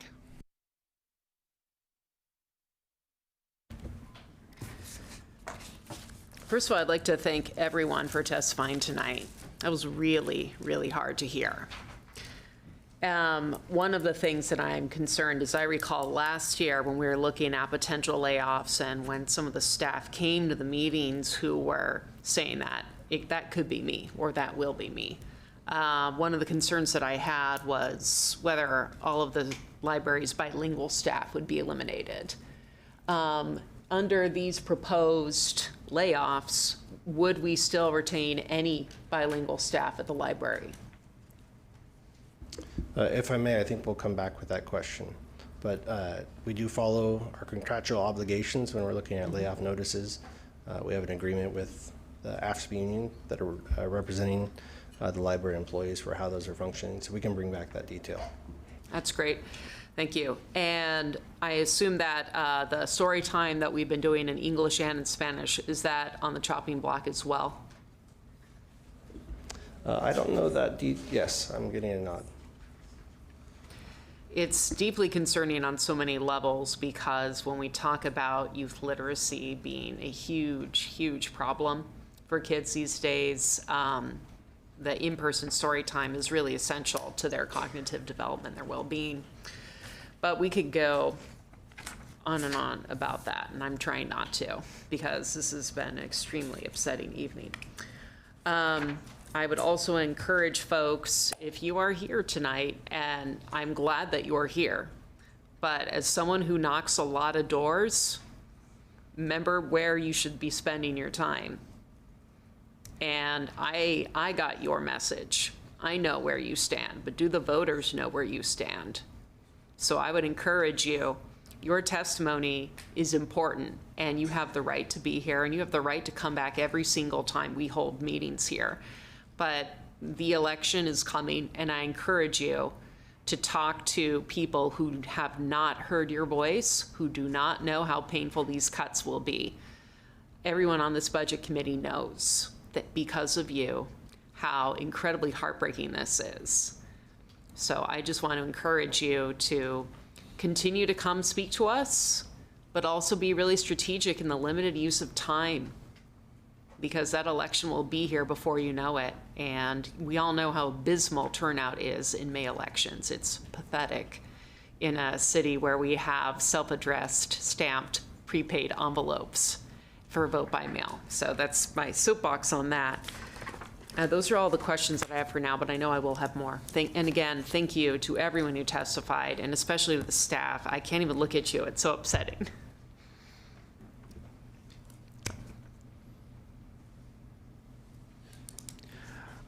Member Fuller.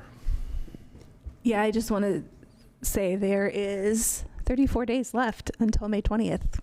That's it. That's how much time you have.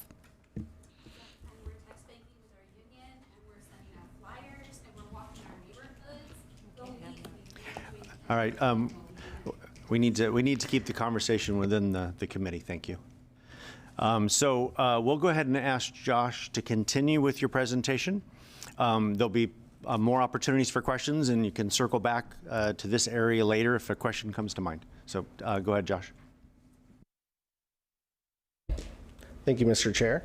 The next area is parks reductions, 2.15 million, 20% reduction in funding, 15 full-time equivalent positions, a 30% reduction in staffing, 14 filled, 1 vacant, and also some other reductions to expenses. The service impacts, we talked about this last year, so some of this will be a little bit of a repeat. For neighborhood parks, full closure of hard restrooms in all 70 neighborhood parks. Irrigation systems will be turned off entirely, affecting turf, restroom, drinking fountains, and splash pads. Again, this is for neighborhood parks, so if you're thinking about the size of parks, these are the ones that are the smaller ones. For the community and urban parks, restrooms will remain open during the day but close early in the evening due to limited staffing. Chemical restrooms will be installed for evening at other times when hard restrooms are closed. Irrigation will be limited to reservable areas with individual irrigation line controls.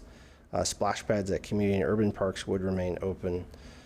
One thing about the parks, we talked about CCRLS with the library. For the parks area, we do have 2 sources of funding that are significant. One is transportation funding or gas tax that's used for right-of-way maintenance, urban forestry, things like that. The other one is transient occupancy tax that funds maintenance in some of our larger community and urban parks, especially those with large tourist type attractions. which speaks to why some of these things are different for neighborhood parks versus community and urban parks.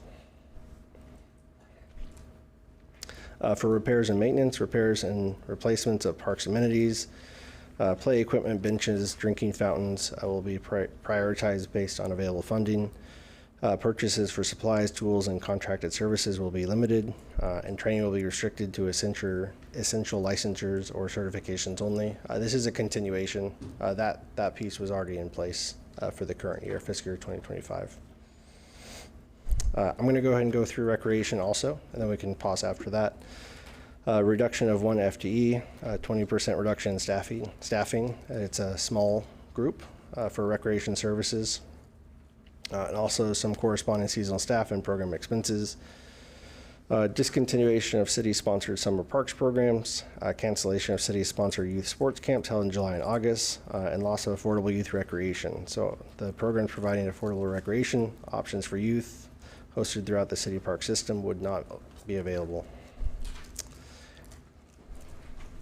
And I'll pause there to see if there's any questions for Parks and Rec before we move to Center 50 Plus. Member Fuller. Thank you. When you made the determination to keep the urban parks open, riverfront, and not, I'm sorry, I misspoke, the parks, the splash pads, that's what I'm talking about. Was there any consideration given to the smaller community splash pads as well, the ones that are harder to get to? Sometimes there's difficulty traveling with families from, the outskirts of town into the downtown area. How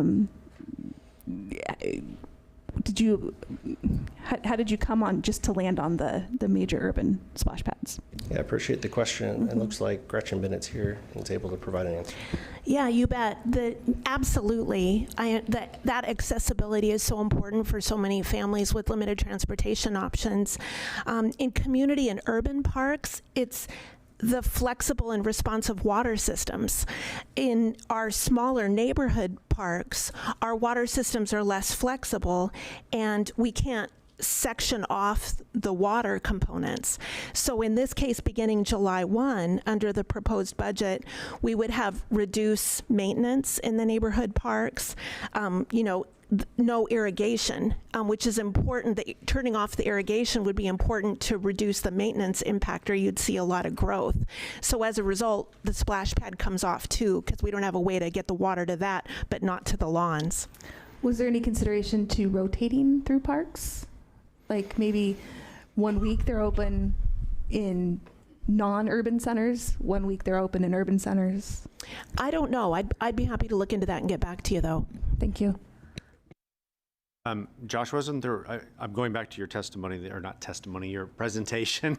Wasn't there also the consideration that there are non-general fund resources available for the larger parks that are not available for the smaller parks? Yes, that is correct. So the community urban parks are eligible for transient occupancy tax, larger events, and also some of the areas are reservable. So one thing we're trying to maintain is there is some revenue coming in, program income for reservable areas. So we're trying to maintain that revenue source and keep those areas maintained also. So costs associated with the splash pads could potentially be paid for from a non-general fund source? But potentially, yes, the maintenance piece for sure, yeah. Member Matthews. Can I just get a little more explanation on what causes the cost difference between a portable toilet versus the hard or a hard toilet, and then what is that actual price difference between those two on a maintenance basis? If I may, I think that's one we'll bring back because there's a lot of pieces that actually go into that. Member Dixon. Thank you, Mr. Chairman. Two questions. Could we get a rundown of the impacts on neighborhood parks versus the impacts on the urban major parks? I'm getting the sense that the level of impact on neighborhood parks is much greater than the relative level of impact on the bigger parks. And I'd like to just see a side-by-side comparison, if that's feasible. That's certainly something we can provide. That is how the slides are structured. So you can see the service impacts broken down by neighborhood parks and the service impacts by community urban parks. I think one thing that we could bring back is some of the reasons why it's more difficult for neighborhood parks, because mobilization is a big cost of service. So when you're jumping from small park to small park to small park, it's a lot different than going to one park. You maintain it, and then it takes probably the whole day instead of jumping to little spots. But we can bring back some context on that. Chair. Member Dixon, do you have a follow-up? Well, I have a second question. Then Do I go need for to your wait, second or- question. Go Okay, for your second thank question you. now, then we'll move on. The city acknowledges that it lacks the staff to maintain the park's acreage that it has now. And I believe there are plans already underway to add new parks and to develop that land. Has the city looked at its capacity to maintain the new parks and new parks acreage it's planning to add?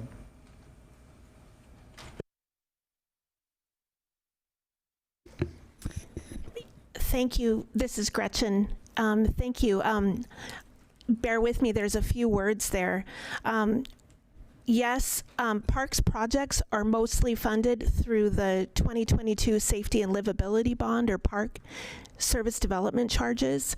And many bond projects would rehabilitate deteriorated infrastructure such as playgrounds, sports fields, athletic courts, and restrooms. And those are intended to offset demand for facilities created by new development. Pausing that does raise well, actually, what I want to be brief with your answer. So I also want to point out that it would be important to think about a selective and strategic approach that would prioritize the projects that meet external obligations or grant contractual obligations, for example, or safety improvements. And many of those planning activities or newer things fall into that category. Like we have requirements again in the bond that and contractual obligations that are laid out in several projects. We also want to think about replacing aging playgrounds to reduce the maintenance costs and improve safety, just to offer a couple of examples. And my question really goes to development of new parks and how much of an obligation that's placing on a maintenance staff that can't maintain the acreage that already exists. Could we get some kind of breakdown on how much of that is planned, just pure new parks development? Thank you. Yes, we could do that. Thank you.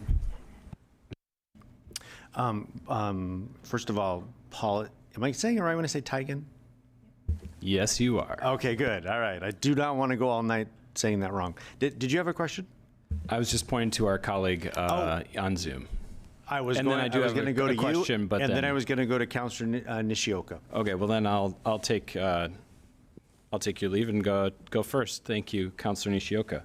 I guess for folks, following along, scoring along at home and in the audience, I do want to ask a particular question about something a little bit deeper in the book on page 221. Thank you. Give a moment.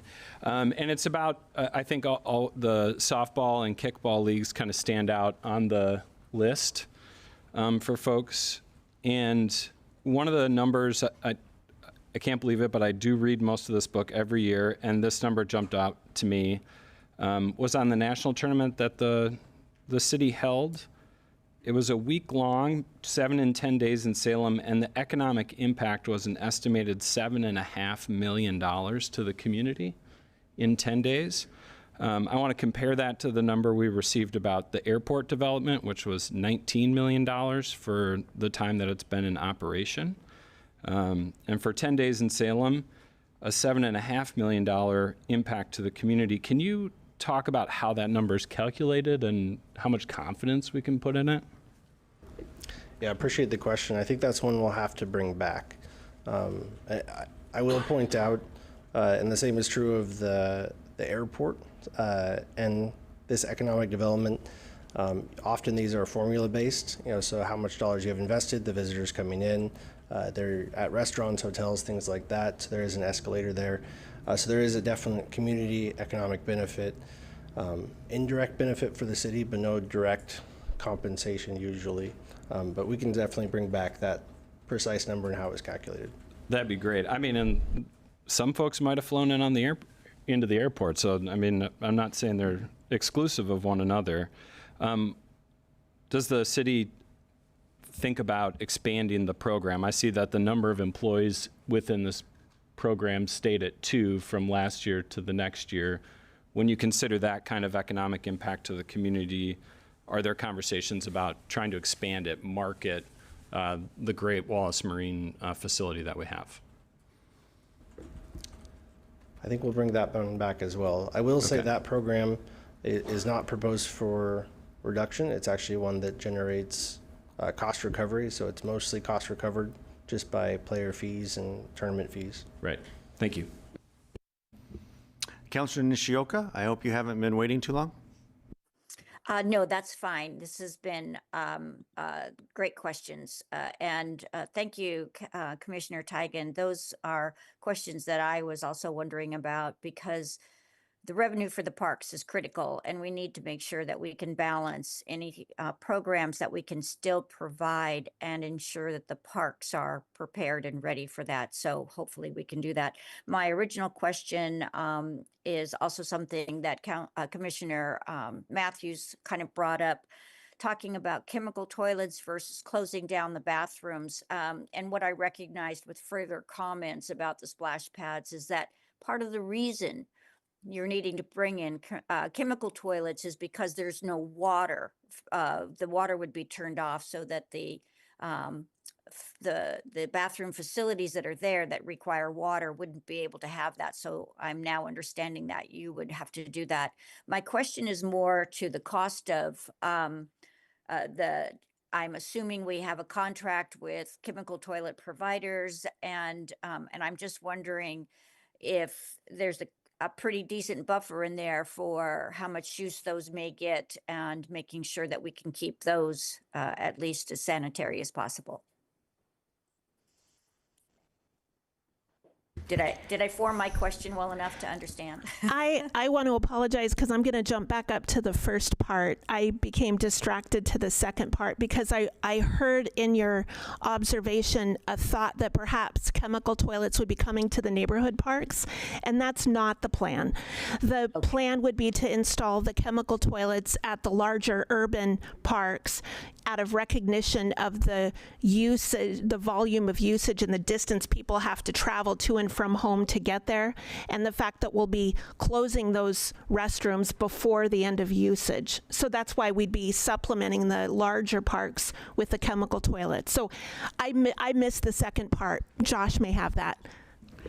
I know we do have it, and we'll include it in the answer when we come back with more clarity on the hard restrooms versus the chemical toilets.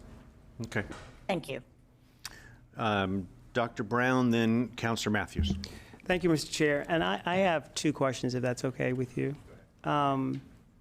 CFO, so the first one is, we have roughly 92 parks throughout our city. And I have to say this, and I'll be remiss if I didn't. We live in a culture where the acronym DEI means a lot of things to a lot of people. And we know that some of the parks are going to have to be possibly closed. What tool are we going to use when it comes time to deciding which parks we may have to close?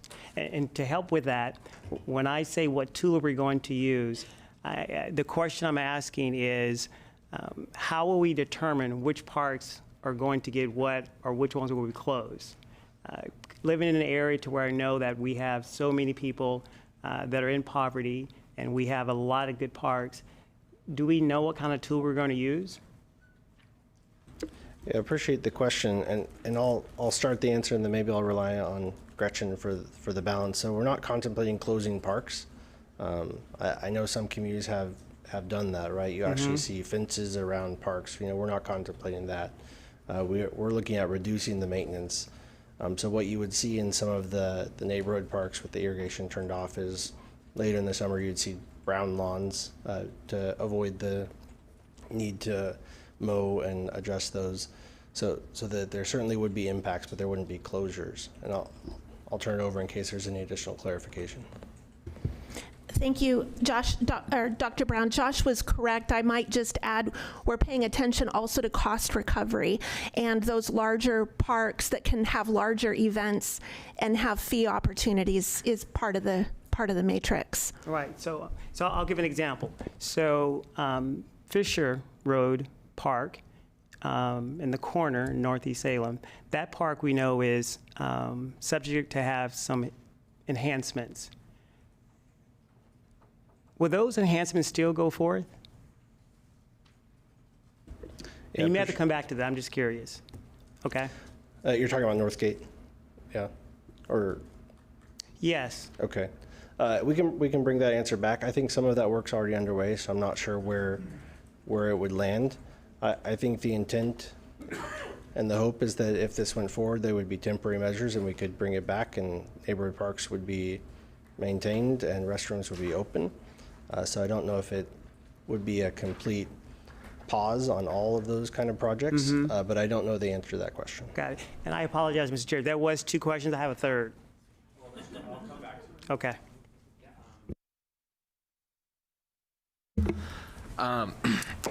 So, I mean, obviously, it's a terrible budget, right? We all know this, as far as just the impact that it has on the people, on the community, and everything else. As part of that, did we look at furloughs and did we approach it from any possible cost savings from that perspective?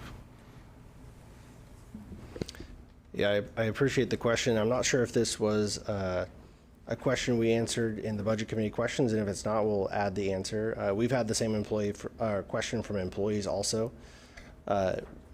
So 2 things. One, we currently don't have a mechanism for furloughs within our collective bargaining agreement, so it would have to be something we would negotiate. And second, furloughs are temporary cost savings. One thing we're looking at is more sustainable service adjustments for ongoing savings. So furloughs can be a bridge, but as far as an ongoing cost saving strategy, they don't work very well. Member Dixon? And thank you, Mr. Chairman. I just wanted to clarify the first question I asked a bit ago about the side-by-side comparison of the impact on neighborhood parks versus the impact on the urban parks. I'm really looking at the financial side of that. How much of a spending reduction on neighborhood parks versus the spending reduction on the urban parks? So the dollars involved, if that's something you can calculate. Yeah, appreciate the question. I don't know how nuanced we get there, but we'll certainly see what we can bring back. Back to Dr. Brown. Thank you, Mr. Chair. One final one. Center 50 Plus, the Wellness on Wheels, would that disappear also? You're jumping ahead a little bit. That's one more slide. Oh, okay. Can you hold that question? No, not that. Please? All right. Are there, Member Curtis? Thanks. This is really more of a comment than a question. And my thinking on this came from actually one of the pieces of public testimony that I read today. And I know there's no fix for this tonight, but I think we should all think about this, is that these cuts disproportionately affect those that aren't as wealthy as others. You know, if you have a lot of money, you can go to Sun River. You don't need to go to your local park. You can go to the beach. You can go to the bookstore. You know, you can whatever. But these deep cuts really affect those in our community that have the least voice, the least means, and it goes to your point about DEI. I mean, it just feels really bad. And I think we have to, I mean, I hear what you said, Christian, and I understand. We all hate this. But there's got to be a better way to, to be a voice for those people that don't have one and don't have the means to do these things that maybe some of us can do on our own. So that's all I want to say. Member Brandel. Vieta Brandel. I was afraid I wasn't going to say it right. I'll write it down for you. I just wanted to add to that. I appreciate you saying that, Member Curtis, because I think those are also the people that have the least time to invest in advocating for this right now. And I think that I want to back up a little bit and ensure we're not creating a completely false narrative that this is our only choice. I think that in a capitalistic and numbers-driven society, this feels like the only choice. And I saw somebody over there that had a sign about data. And I just want to say thank you for that, because qualitative data is data. And unfortunately, we don't live in a society that values that. And I get to say this as the person that is not leading this city and is not having to make these decisions with my head and gets to make these decisions just with my heart. So I do also just want to provide that context and ensure that we're keeping that in mind as well. That just because we don't see numbers in surveys, just because we don't see numbers of people knocking on doors, doesn't mean there's not people that don't care just as much about these services and the cuts to them. Thank you. Member Fuller. Yeah, I want to piggyback on what you just said. One of the questions that I had earlier on while I was sitting here thinking, I'm new, do I ask a question yet? But I wanted to go back to the data that Krishna talked about. What I'm seeing is a disparity between the data and the public opinion. I hear you saying that the data is public opinion, but when we're talking about marginalized communities who don't have a lot of time or money or abilities, were they really captured in that data, or are we just looking at priorities of people who participate in these surveys and not necessarily a clear picture of everyone in the community? Yeah, I hear you. So the data is data, right? Like, so it depends on how we collect it and how we are analyzing it. But I do want to have either Courtney Knox-Bush or Josh to kind of cover, kind of address this topic. We did hire a professional consulting firm to come and conduct this survey, right? So I do want to kind of them to address it a little bit about, or maybe we can come back with more information for the next meeting. Maybe that's kind of a good idea. So let us bring back more information next meeting so that you get to see what we are seeing. Thank you. Member Matthews. To kind of piggyback off what everyone said here as far as who's most impacted by these, in my opinion, you're completely right. The people that are most impacted are the people that are less financially able to go do something else, right? The downside is the same people are who are most affected by our public safety issues. And every bit of data says the same thing. And so if we were to redistribute these, which is possible, ultimately they'll also be most affected by those decisions. And so that would be my biggest concern with a full distribution of things that go into public safety. Member Fuller, if you could turn your mic off when you're not, thank you. You get multiple passes. Mayor? Thank you. Member Dixon, to your question about the number of parks and actually talking about potential new parks, and I understand that there's certain funding that can be used to purchase land to make a park, and that's where a lot of that comes from. With, I think it's 91 parks total, it might be 92 at this point, that we have, and not enough folks to take care of them currently. So was your question kind of, should we really be adding parks if we can't maintain what we have? May I respond? The implication in the question was that we should not be adding parks acreage, or we should at least pause that until we have a good plan for maintaining the acreage we have and that acreage. I believe it's unwise to continue adding acreage of parks when we can't maintain what we have. Thank you, sir. City Manager? Yeah, thank you for the question. So I do want to kind of talk about internally, we have been having those conversations. As we are moving forward with the projects, we need to be very intentional about only picking projects that we can maintain. Right, so it's kind of part of the thing is to look into if it is a brand new park, would we have staff capacity to maintain them? So we are having those conversations. I just kind of want to mention that.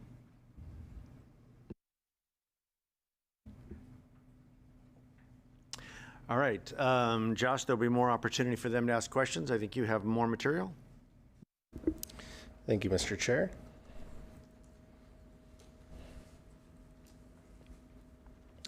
For Center 50 Plus, we're looking at approximately $200,000 in reduction of funding, reduction of 0.9 FTE, 2.45 FTE positions, 12% reduction in staffing, and both positions are filled.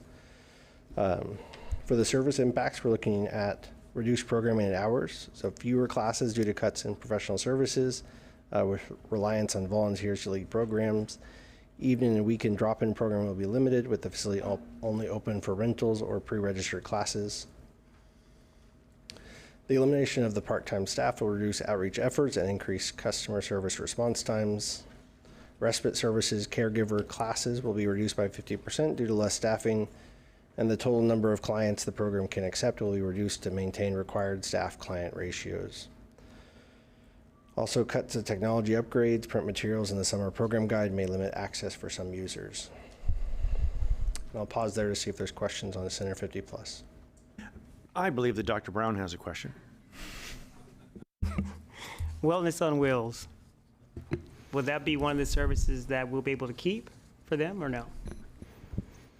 Dr. Brown, yes. The WOW van and also Villages Network are able to continue because of existing collaboration and community partners that are involved who share the cost of delivery. Examples include Catholic Community Services, Salem Health, United Way. Oh, good. Thank you. Thank you, Mr. Chair. Member Matthews. Could I get some clarity? I don't see anything in here about reduction of hours of operation for Center 50 Plus. That's correct. The hours of operation are, we're prioritizing keeping the hours open with the people that we have and rotating them through the areas. So Okay. staffing it differently. Okay. Can I ask a follow-up? So how many staff, and I know this is already in the budget book, so I can look it up real quick, but how many staff are actually at Center 50 Plus? In the proposed budget moving forward, I believe it's 7.9. And then how many hours of operation would they be running on a weekly basis? 60. 60 hours. Okay. Thank you. It's a different model than some of our other facilities there. Yeah. Oh. Member Curtis. Just really quick, I know in previous years, we heard that Center 50 Plus brings in a lot of outside money, and that a lot of what our city's general fund does is match some of the outside funding. So what percentage of their funding is general fund? Yeah, I appreciate the question. If we could bring back the answer, because I think a lot of it, I would use the term leverage more than match, because we provide certain staffing, but there's thousands of hours of in-kind volunteer hours at the Center 50 also. So if we could bring back that holistic picture. Dr. Brown? Thank you, Mr. Chair. I need to ask a very hard question to hear, Madam City Manager, but I think we will probably all think it, but you know me, I'm going to say it. With that 51 people that are potentially losing their job, is it possible that we could not necessarily know their names, but we would be able to tell or to know their race? Is that a possibility, or is that completely off the table?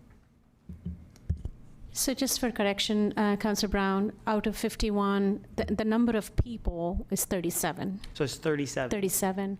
And I would like for Acting Director Michelle Bennett to be here to kind of answer those questions. And I do realize that's a sensitive question. Because I think sharing of that information is voluntary, Right. so like I don't think we will be able to get accurate information on that. So. Thank you, Michelle Bennett. I'm acting HR director. City manager is correct. That is voluntary information. So I can't tell you if we've gathered that information from those 37 individuals. All right. And Director, would it be follow-up? Is that okay? Would it be fair to ask As you can tell, I'm trying to figure out a way to get around it. It's always voluntary information. Right. So even though it's voluntary, those 31 or 37? So those 37 individuals who could possibly lose their job, would it be possible for us to know how long each one of those people have been in that position? Of course, we could get that information for you. We would love to. Would we like to see that? I don't want to speak on behalf of us, but yes. Is that possible? Yes, we could get you tenure information. Thank you. Oh, Councilor Varney. Thank you very much. I just wanted to mention something about the importance of volunteers to Center 50 Plus, and any reductions in staffing will impact the support for those volunteers. The figures that we got previously for last year from Marilyn Daly was 465 different volunteers, 105,000 hours for a value of over $3 million. They need that support. Sure, the volunteers do a heck of a lot, but they also need that support.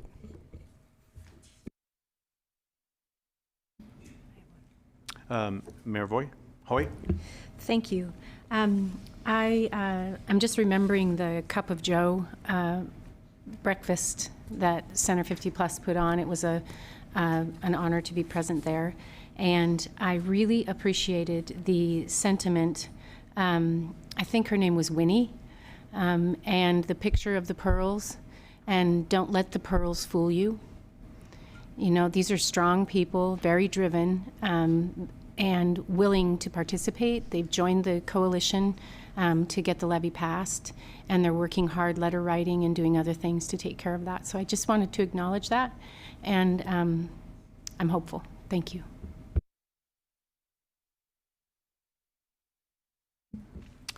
Josh, I believe there's still more material to cover. Thank you, Mr. Chair.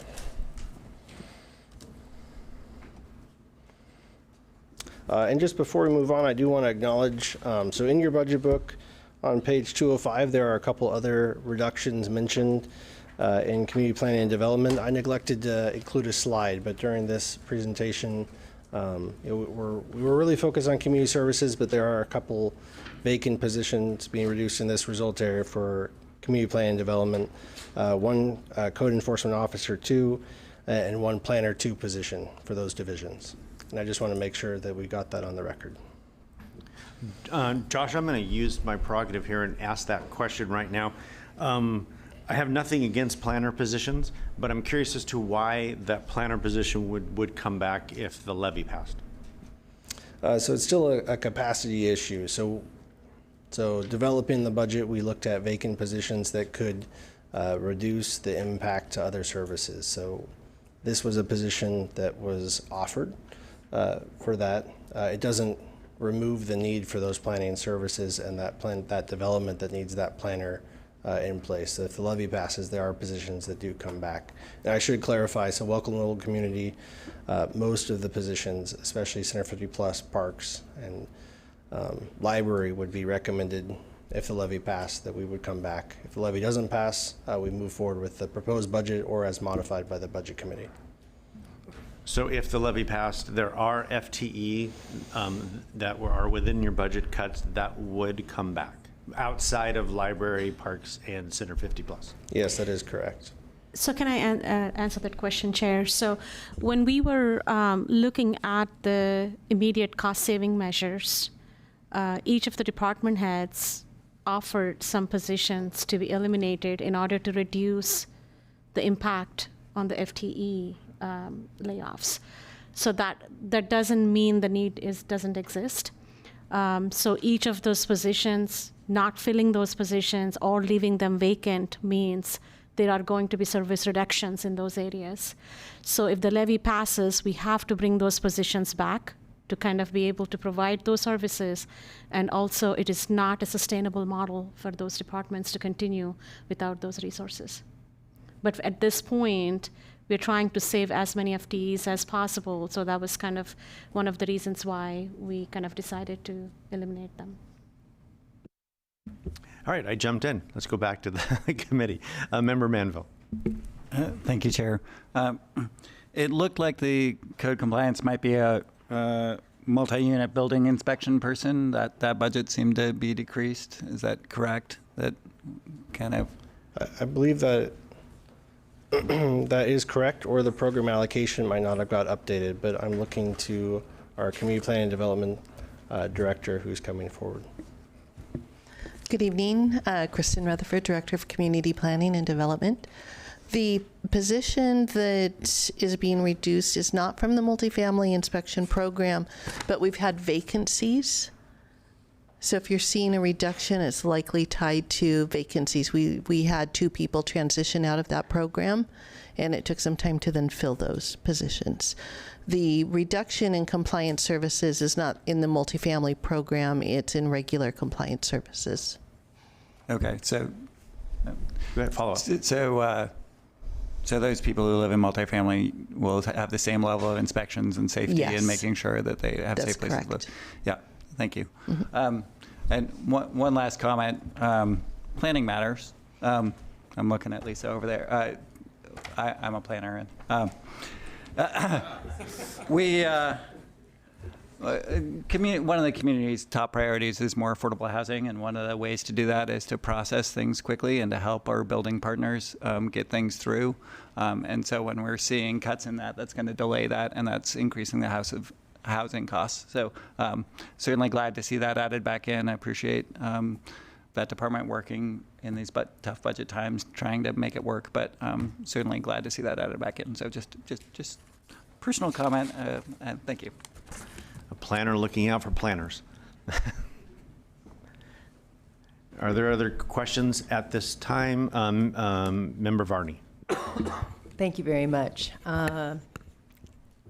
Josh, my question is on page 204, second paragraph, where it talks about the general fund. It says activities in the downtown, such as grants for building improvements. It goes on, and it finishes there with, and marketing of the Salem Convention Center are also supported by staff in the general fund. My question is, are these staff that are outside of the community planning and development department, or are they staff within that department that are doing these kind of other activities? Yeah, I appreciate the question. So community planning and development is a department that spans lots of different funds. So they support lots of different areas within the city. So we can bring back that clarity just maybe specifically to community planning and development. We don't usually look at it on that department structure, but I think it could create some benefit here just because it does span so many different funds.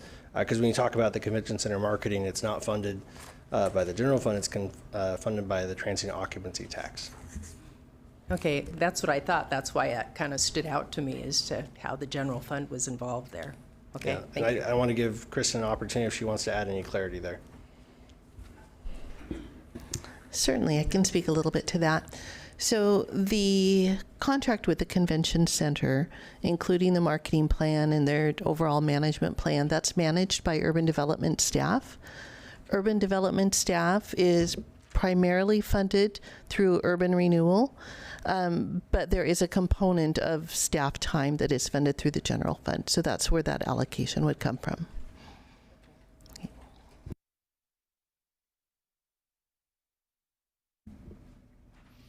I think I saw another slide that you hadn't covered yet.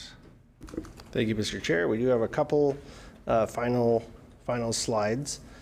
And I added a note here at the bottom, no general fund funding, just for clarity.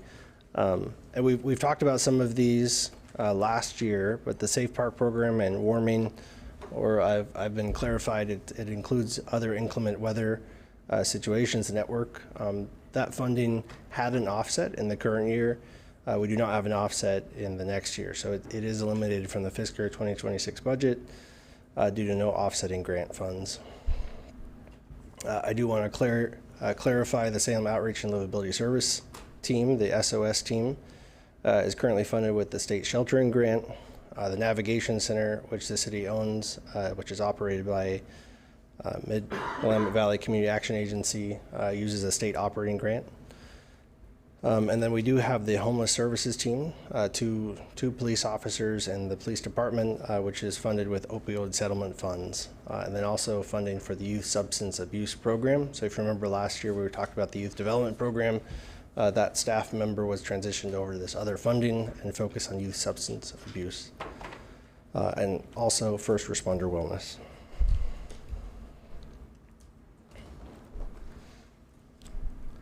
And the final slide is just a few projects. These are highlighted in the results area, but development at Fairview Park, gear park enhancements, and playground renovations.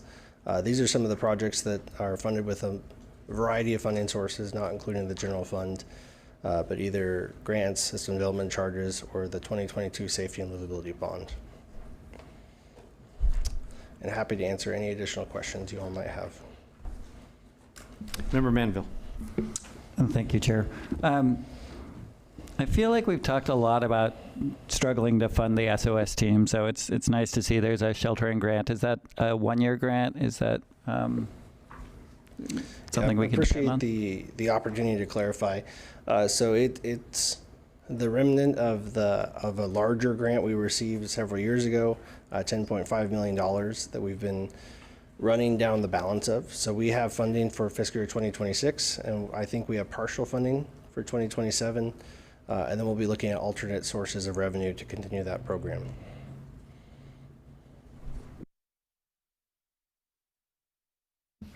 Vice Chair Cohen. Thank you, Chair. I might have been asleep or something. Did we already go over the Community Renewal Fund? We brushed by it, so we Brushed by it. Okay. So I wasn't asleep. It just went by with the blink of an eye. I had a question about, I'm hyper-focused on what the federal government's doing, work for OHA, and we had $117 million swept from us to support behavioral health initiatives and other public health initiatives within the state. And so I am hyper worried about what the lovely administration may have for us. I know that there are community development block grant awards that we have. Is there any concern that those would go away from the Department of, not Human Services, but HUD? I was wondering why there was such a reduction. Is that because programs or projects are complete, or because we're just not going to have a lot of funding for that? Yeah, I appreciate the question. I'm going to look to community planning and development to answer.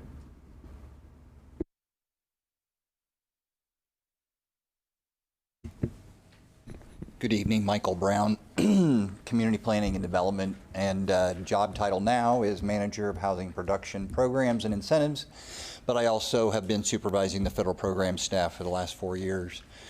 The short answer is why there's reduction is because there was a big backlog of money from pandemic years that we didn't spend as much, so we have made a real effort to spend that out.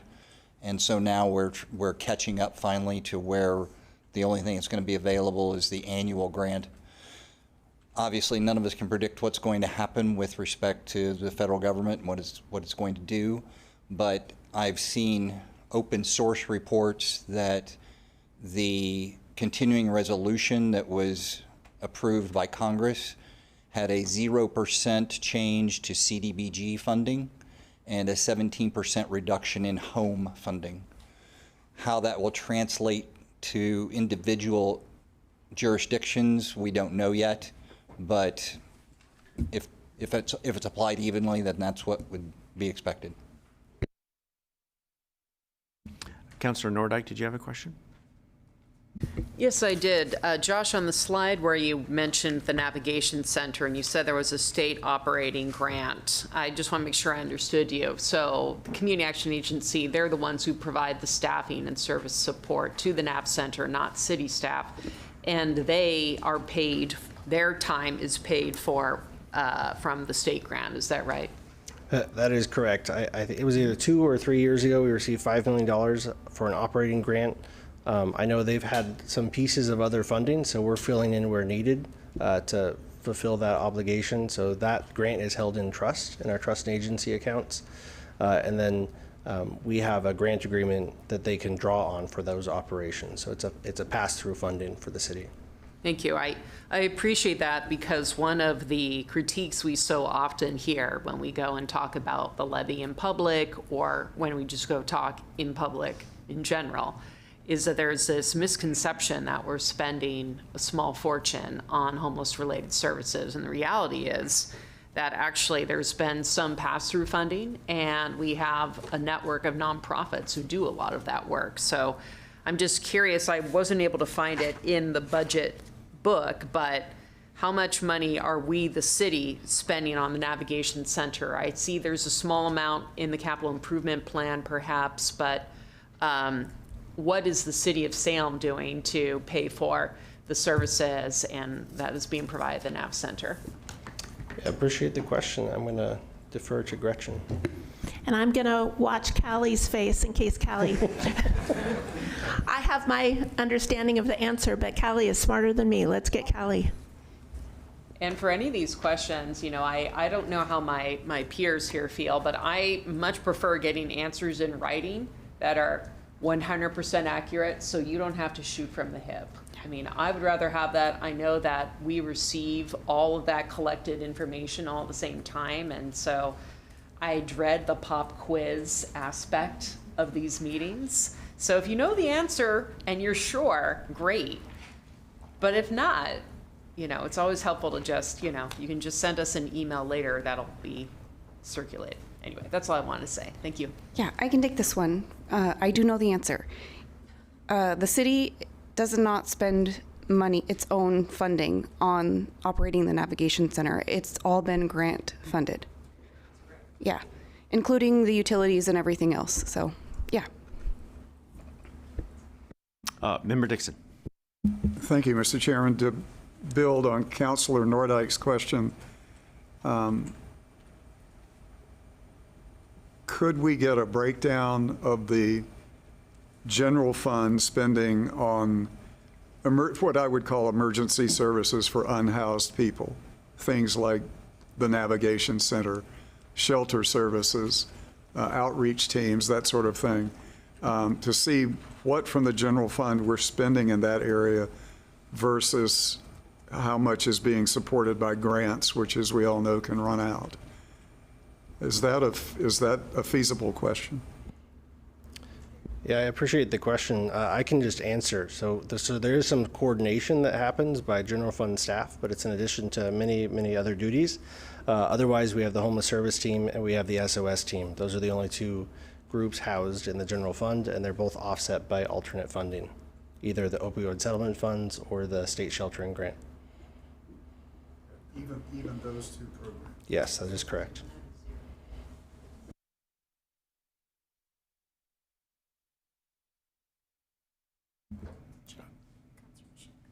Oh, go ahead. Councilor Nishioka, I'm sorry. I just keep missing you all night. If you want to, please go ahead.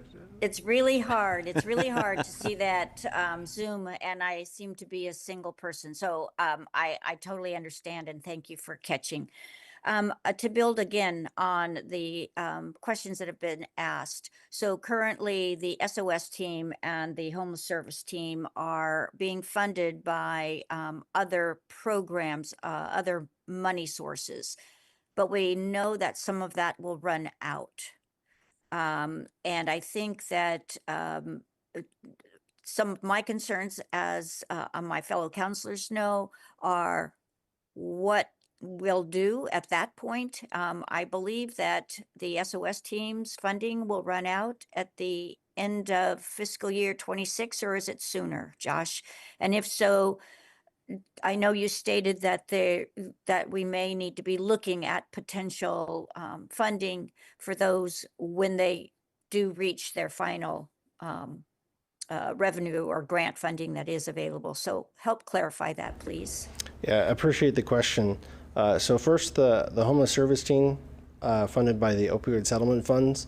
At the current service level, we have solvency for 5+ years with projected settlement funds coming in. So that one's okay. For the SOS team, we have funding for fiscal year 2026 and possibly for a small part of 2027. So that is something we're actively looking at for alternate revenue sources to fund that service. Great, thank you. And Chair, may I ask one other question, which is going to go back to natural environment? And if not now, will I have the opportunity later? Well, you better do it now because I'll miss you later. Thank you very much. So this again is kind of projected cost. So Director Brian, you might need to step up. My question is regarding natural environment and the concern with the drawdown and the cost that we might be looking to for making sure that we have clean water availability for the period of time that our water treatment facility can't work. And I think that I'm just looking ahead and I'm concerned about where money would be provided, and even from the utility fund or wherever else it might come, are we at risk of not having enough funding for making sure we have clean water for our citizens? Brian Martin, Public Works Director again. We would likely use funding from the utility fund that comes from utility rates to cover any additional infrastructure we would have to incorporate to make sure we have clean drinking water during the drawdown. So what that would mean is we would actually look at delaying some other projects that are in the capital improvement plan to do so. Having clean drinking water is basically the most important thing in the utility fund, and we need to make sure that we have that. So that would be a top priority for us, and we would look at deferring other capital projects in order to make that happen. Great, thank you very much. Appreciate that answer. Other questions at this time? Member Vieira Brandel. Thank you. Have we moved on officially to 7E? Or are we still in? We have not. Okay. We're kind of Okay. moving in that direction. I'll wait. Okay. Are there questions for Josh with regards to the material that's been presented? The next agenda item is just general questions for the committee. All right. Thank you, Josh. Thank you, everyone, for the discussion. The final item tonight under special orders of business is an opportunity for the committee to continue any earlier discussions or introduce an issue or concern for the committee's consideration. And I'll turn it right back over to you. Great, thank you. Kind of going back to the conversation about who may or may not be most hurt by reductions in emergency services, I think in years past we've gotten like a heat map of call volume for fire services. Is that something we're going to see again when we have that report? You can look at mine. I got it. It's certainly something we can provide. I believe the fire department has that data. We would bring it back on, I think, 2 weeks from tonight when we're talking about safe and healthy community. And a couple of follow-up questions to that. I don't know if this isn't at all possible. Is it possible to also see what the average response times in those areas are? I'll defer to the fire department. I'm getting a nod, so yes. Okay. And then last question, we'll see.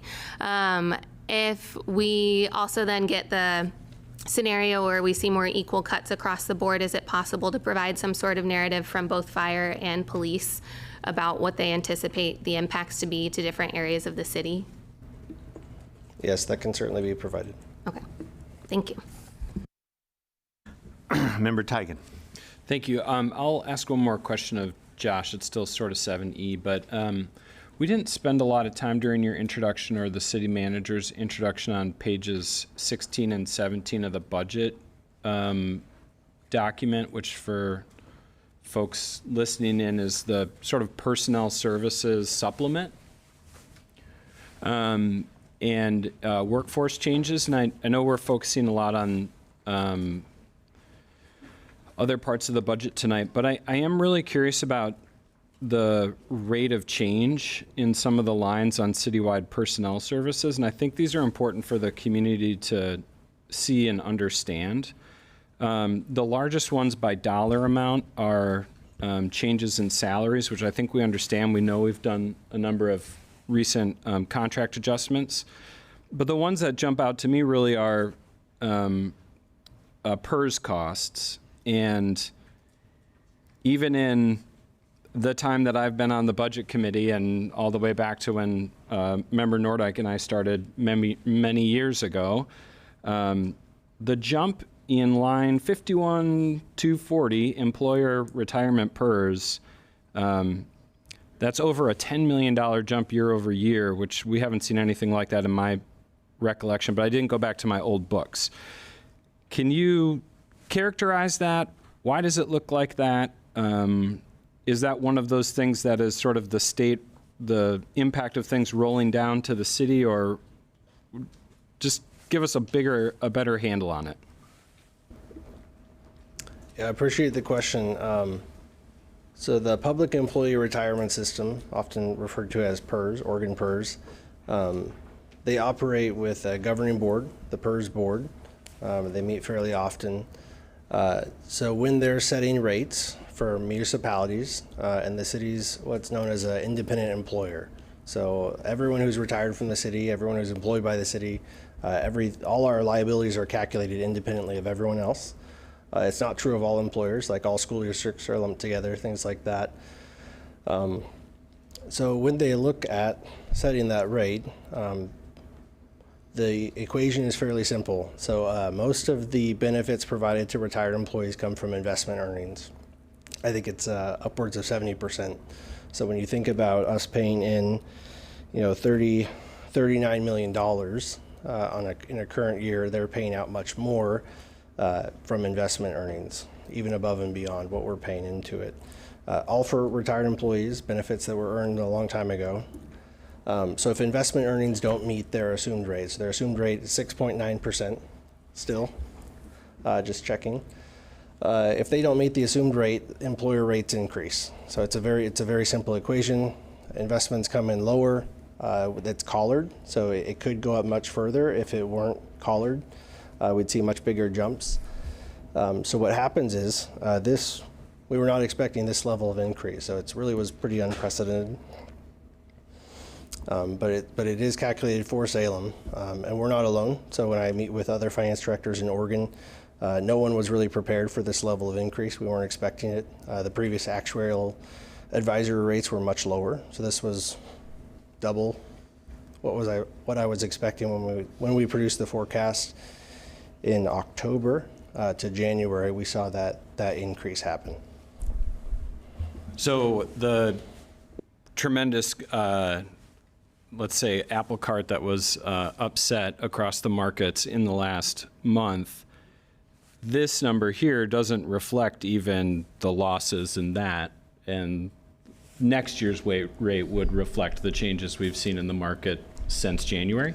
So the rates are set on a 2-year basis, same biennium that the state operates on. So they issue rates based on odd year investments, December 31st. So a lot can happen in the rest of the year, and they really take a long-term perspective when they're looking at it, because they're assuming an investment earning over lots of 20, 30-year horizon, as you do with pension plans, because you are looking out that far. But so we won't see the impact of this one until next fall, because they'll take the end of this year rate, 2025, and roll it into rates they develop for next year, and it's not for that next fiscal year, it's for the next biennium after that. So there is a disconnect in timing also. Okay, well, as a fellow dad, I'd say using the term odd year, yes, it has been an odd year. Thank you. Some people get my dad joke reference. Okay. I guess my question here is, how does the city manage this other than just taking it as it comes? Is there some way we can manage it, either in terms of, I feel like in the past we've bonded that liability, or what are the options we have other than just filling out the chart and hitting enter? Yeah, so the next line below, so 51,240 is the PERS. The next one after that is 21,243. So the PERS unfunded liability. That represents a PERS obligation bond that was issued by the city collectively with many other employers back in 2005. It's actually expiring in 2027, and what it does is it funds a side account, so it's been extremely effective. It saved the city, I think, north of $22 million, if I'm not mistaken. It's not currently recommended to issue bonds to fund side accounts. We happened to go into it, and it worked out really well. There's other examples in different years, whereas if you have investment losses early in the plan, you never recover. So it actually ends up increasing your costs. So it's not a best practice. There are cash funded side accounts. We're clearly not in a position to be able to do that. So our options are pretty limited. We are active with our peers in the city or in other cities and with the legislature to make our position known for bills or other things that might increase our PERS costs and advocate for things that decrease our PERS costs. But quite frankly, there's a big bubble of PERS unfunded liability for every employer out there, and it's really impacting current employees and current employer costs. Thanks for those answers, Josh. I know for pushing 9 o'clock, it's a complicated subject, so thank you. I would just add, I appreciate Member Teigen identifying kind of one of the areas that really blew a hole in this budget, and it's driving a lot of the reasons why we're having the difficult conversations that we're having. Josh, I would just ask for one quick follow-up, not for tonight, but Councilor Teigen identified the difference between last year and this year as far as the total cost, and that'd be $10 million. What's not there is some of that would have gone up anyway just because of salary increases. So I'm curious as to how much of the budget increased because of the rate increases. So you'd have to subtract out what would have occurred under the old rates. Does that make sense? Yeah, I appreciate the nuance, so we can bring that back. Okay. Member Nordyke. Sure. No, that was absolutely fascinating. And I, too, am kind of curious to know just how much of a shock to the system it was. I thought, Josh, you said you were anticipating maybe PERS would go up by 5 instead of 10, roughly? Yeah, we can bring back that comparison. I think we had it at your meeting in either October or January. We brought back that comparison. We can show you what we were forecasting versus what we were actually given as our PERS rates. Sure. No, I get it. And did this come as a bit of you talked to other CFOs around the state. Did they have a similar unexpected surprise in their PERS rate increases? Yes, they did. I even heard the word cataclysmic used once. Yes. And I mention that because if you look at a lot of the news around our area, City of Kaiser has reported concerns with their budget. There's so many, City of Eugene is cutting one of the most important programs they've ever done, which is their Cahoots program, which does outreach to people in crisis, and they're cutting that. And I'm devastated for the people of Eugene who have used that service. So I just remind folks that, I've been going to neighborhood groups. I go on Facebook Live all the time, and I'm constantly telling people two things. One, how we got here and how we're in the same boat with literally every other city in the state. And number two, vote for the levy. So I will continue to do those things. But I think that, thank you, Member Teigen, not Commissioner tonight. Although I appreciate the promotion you received. I'm just kidding. This is a really difficult situation, but when we talk to people about why we're in the place we are at, it's a great way to help just take out the misinformation that runs rampant. Like, everyone thinks we're spending millions of dollars on homelessness. Not true. Everyone thinks no one goes to the library. Not true. It is nuts what people have to say out there. I'm not gonna lie. So anyway, I will continue to fight the good fight, but I want to give kudos to our entire our finance office team, because this is the crummiest year they've had on record in recent years. The only other thing I will say about PERS, just remember, folks, those retirees earned every single penny of that money. And most of those PERS retirees reinvest those retirement income right back into this community. So I think it's really worth pointing out that, yeah, PERS is a lot of money, but those people earned it through a contract, a binding contract. They earned every single penny of that. And many of them work in jobs where they could have worked in the private sector for a heck of a lot more. So I'm not interested in finding ways to reduce PERS, period. So I just wanted to put that out there as well. Thank you.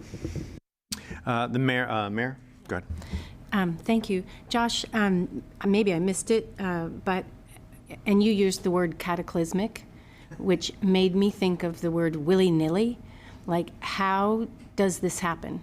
Does the state just decide what they're going to, how does it work? Yeah, I appreciate the question. And no, it's not willy-nilly at all. It's really based on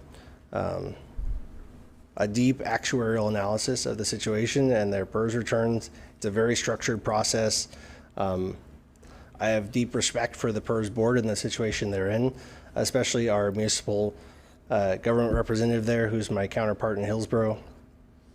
They have a really difficult task balancing their fiduciary responsibility of the PERS system and the escalating costs for employers. So it's really a tough position they're in. It's not willy-nilly at all. They're using sound financial advice.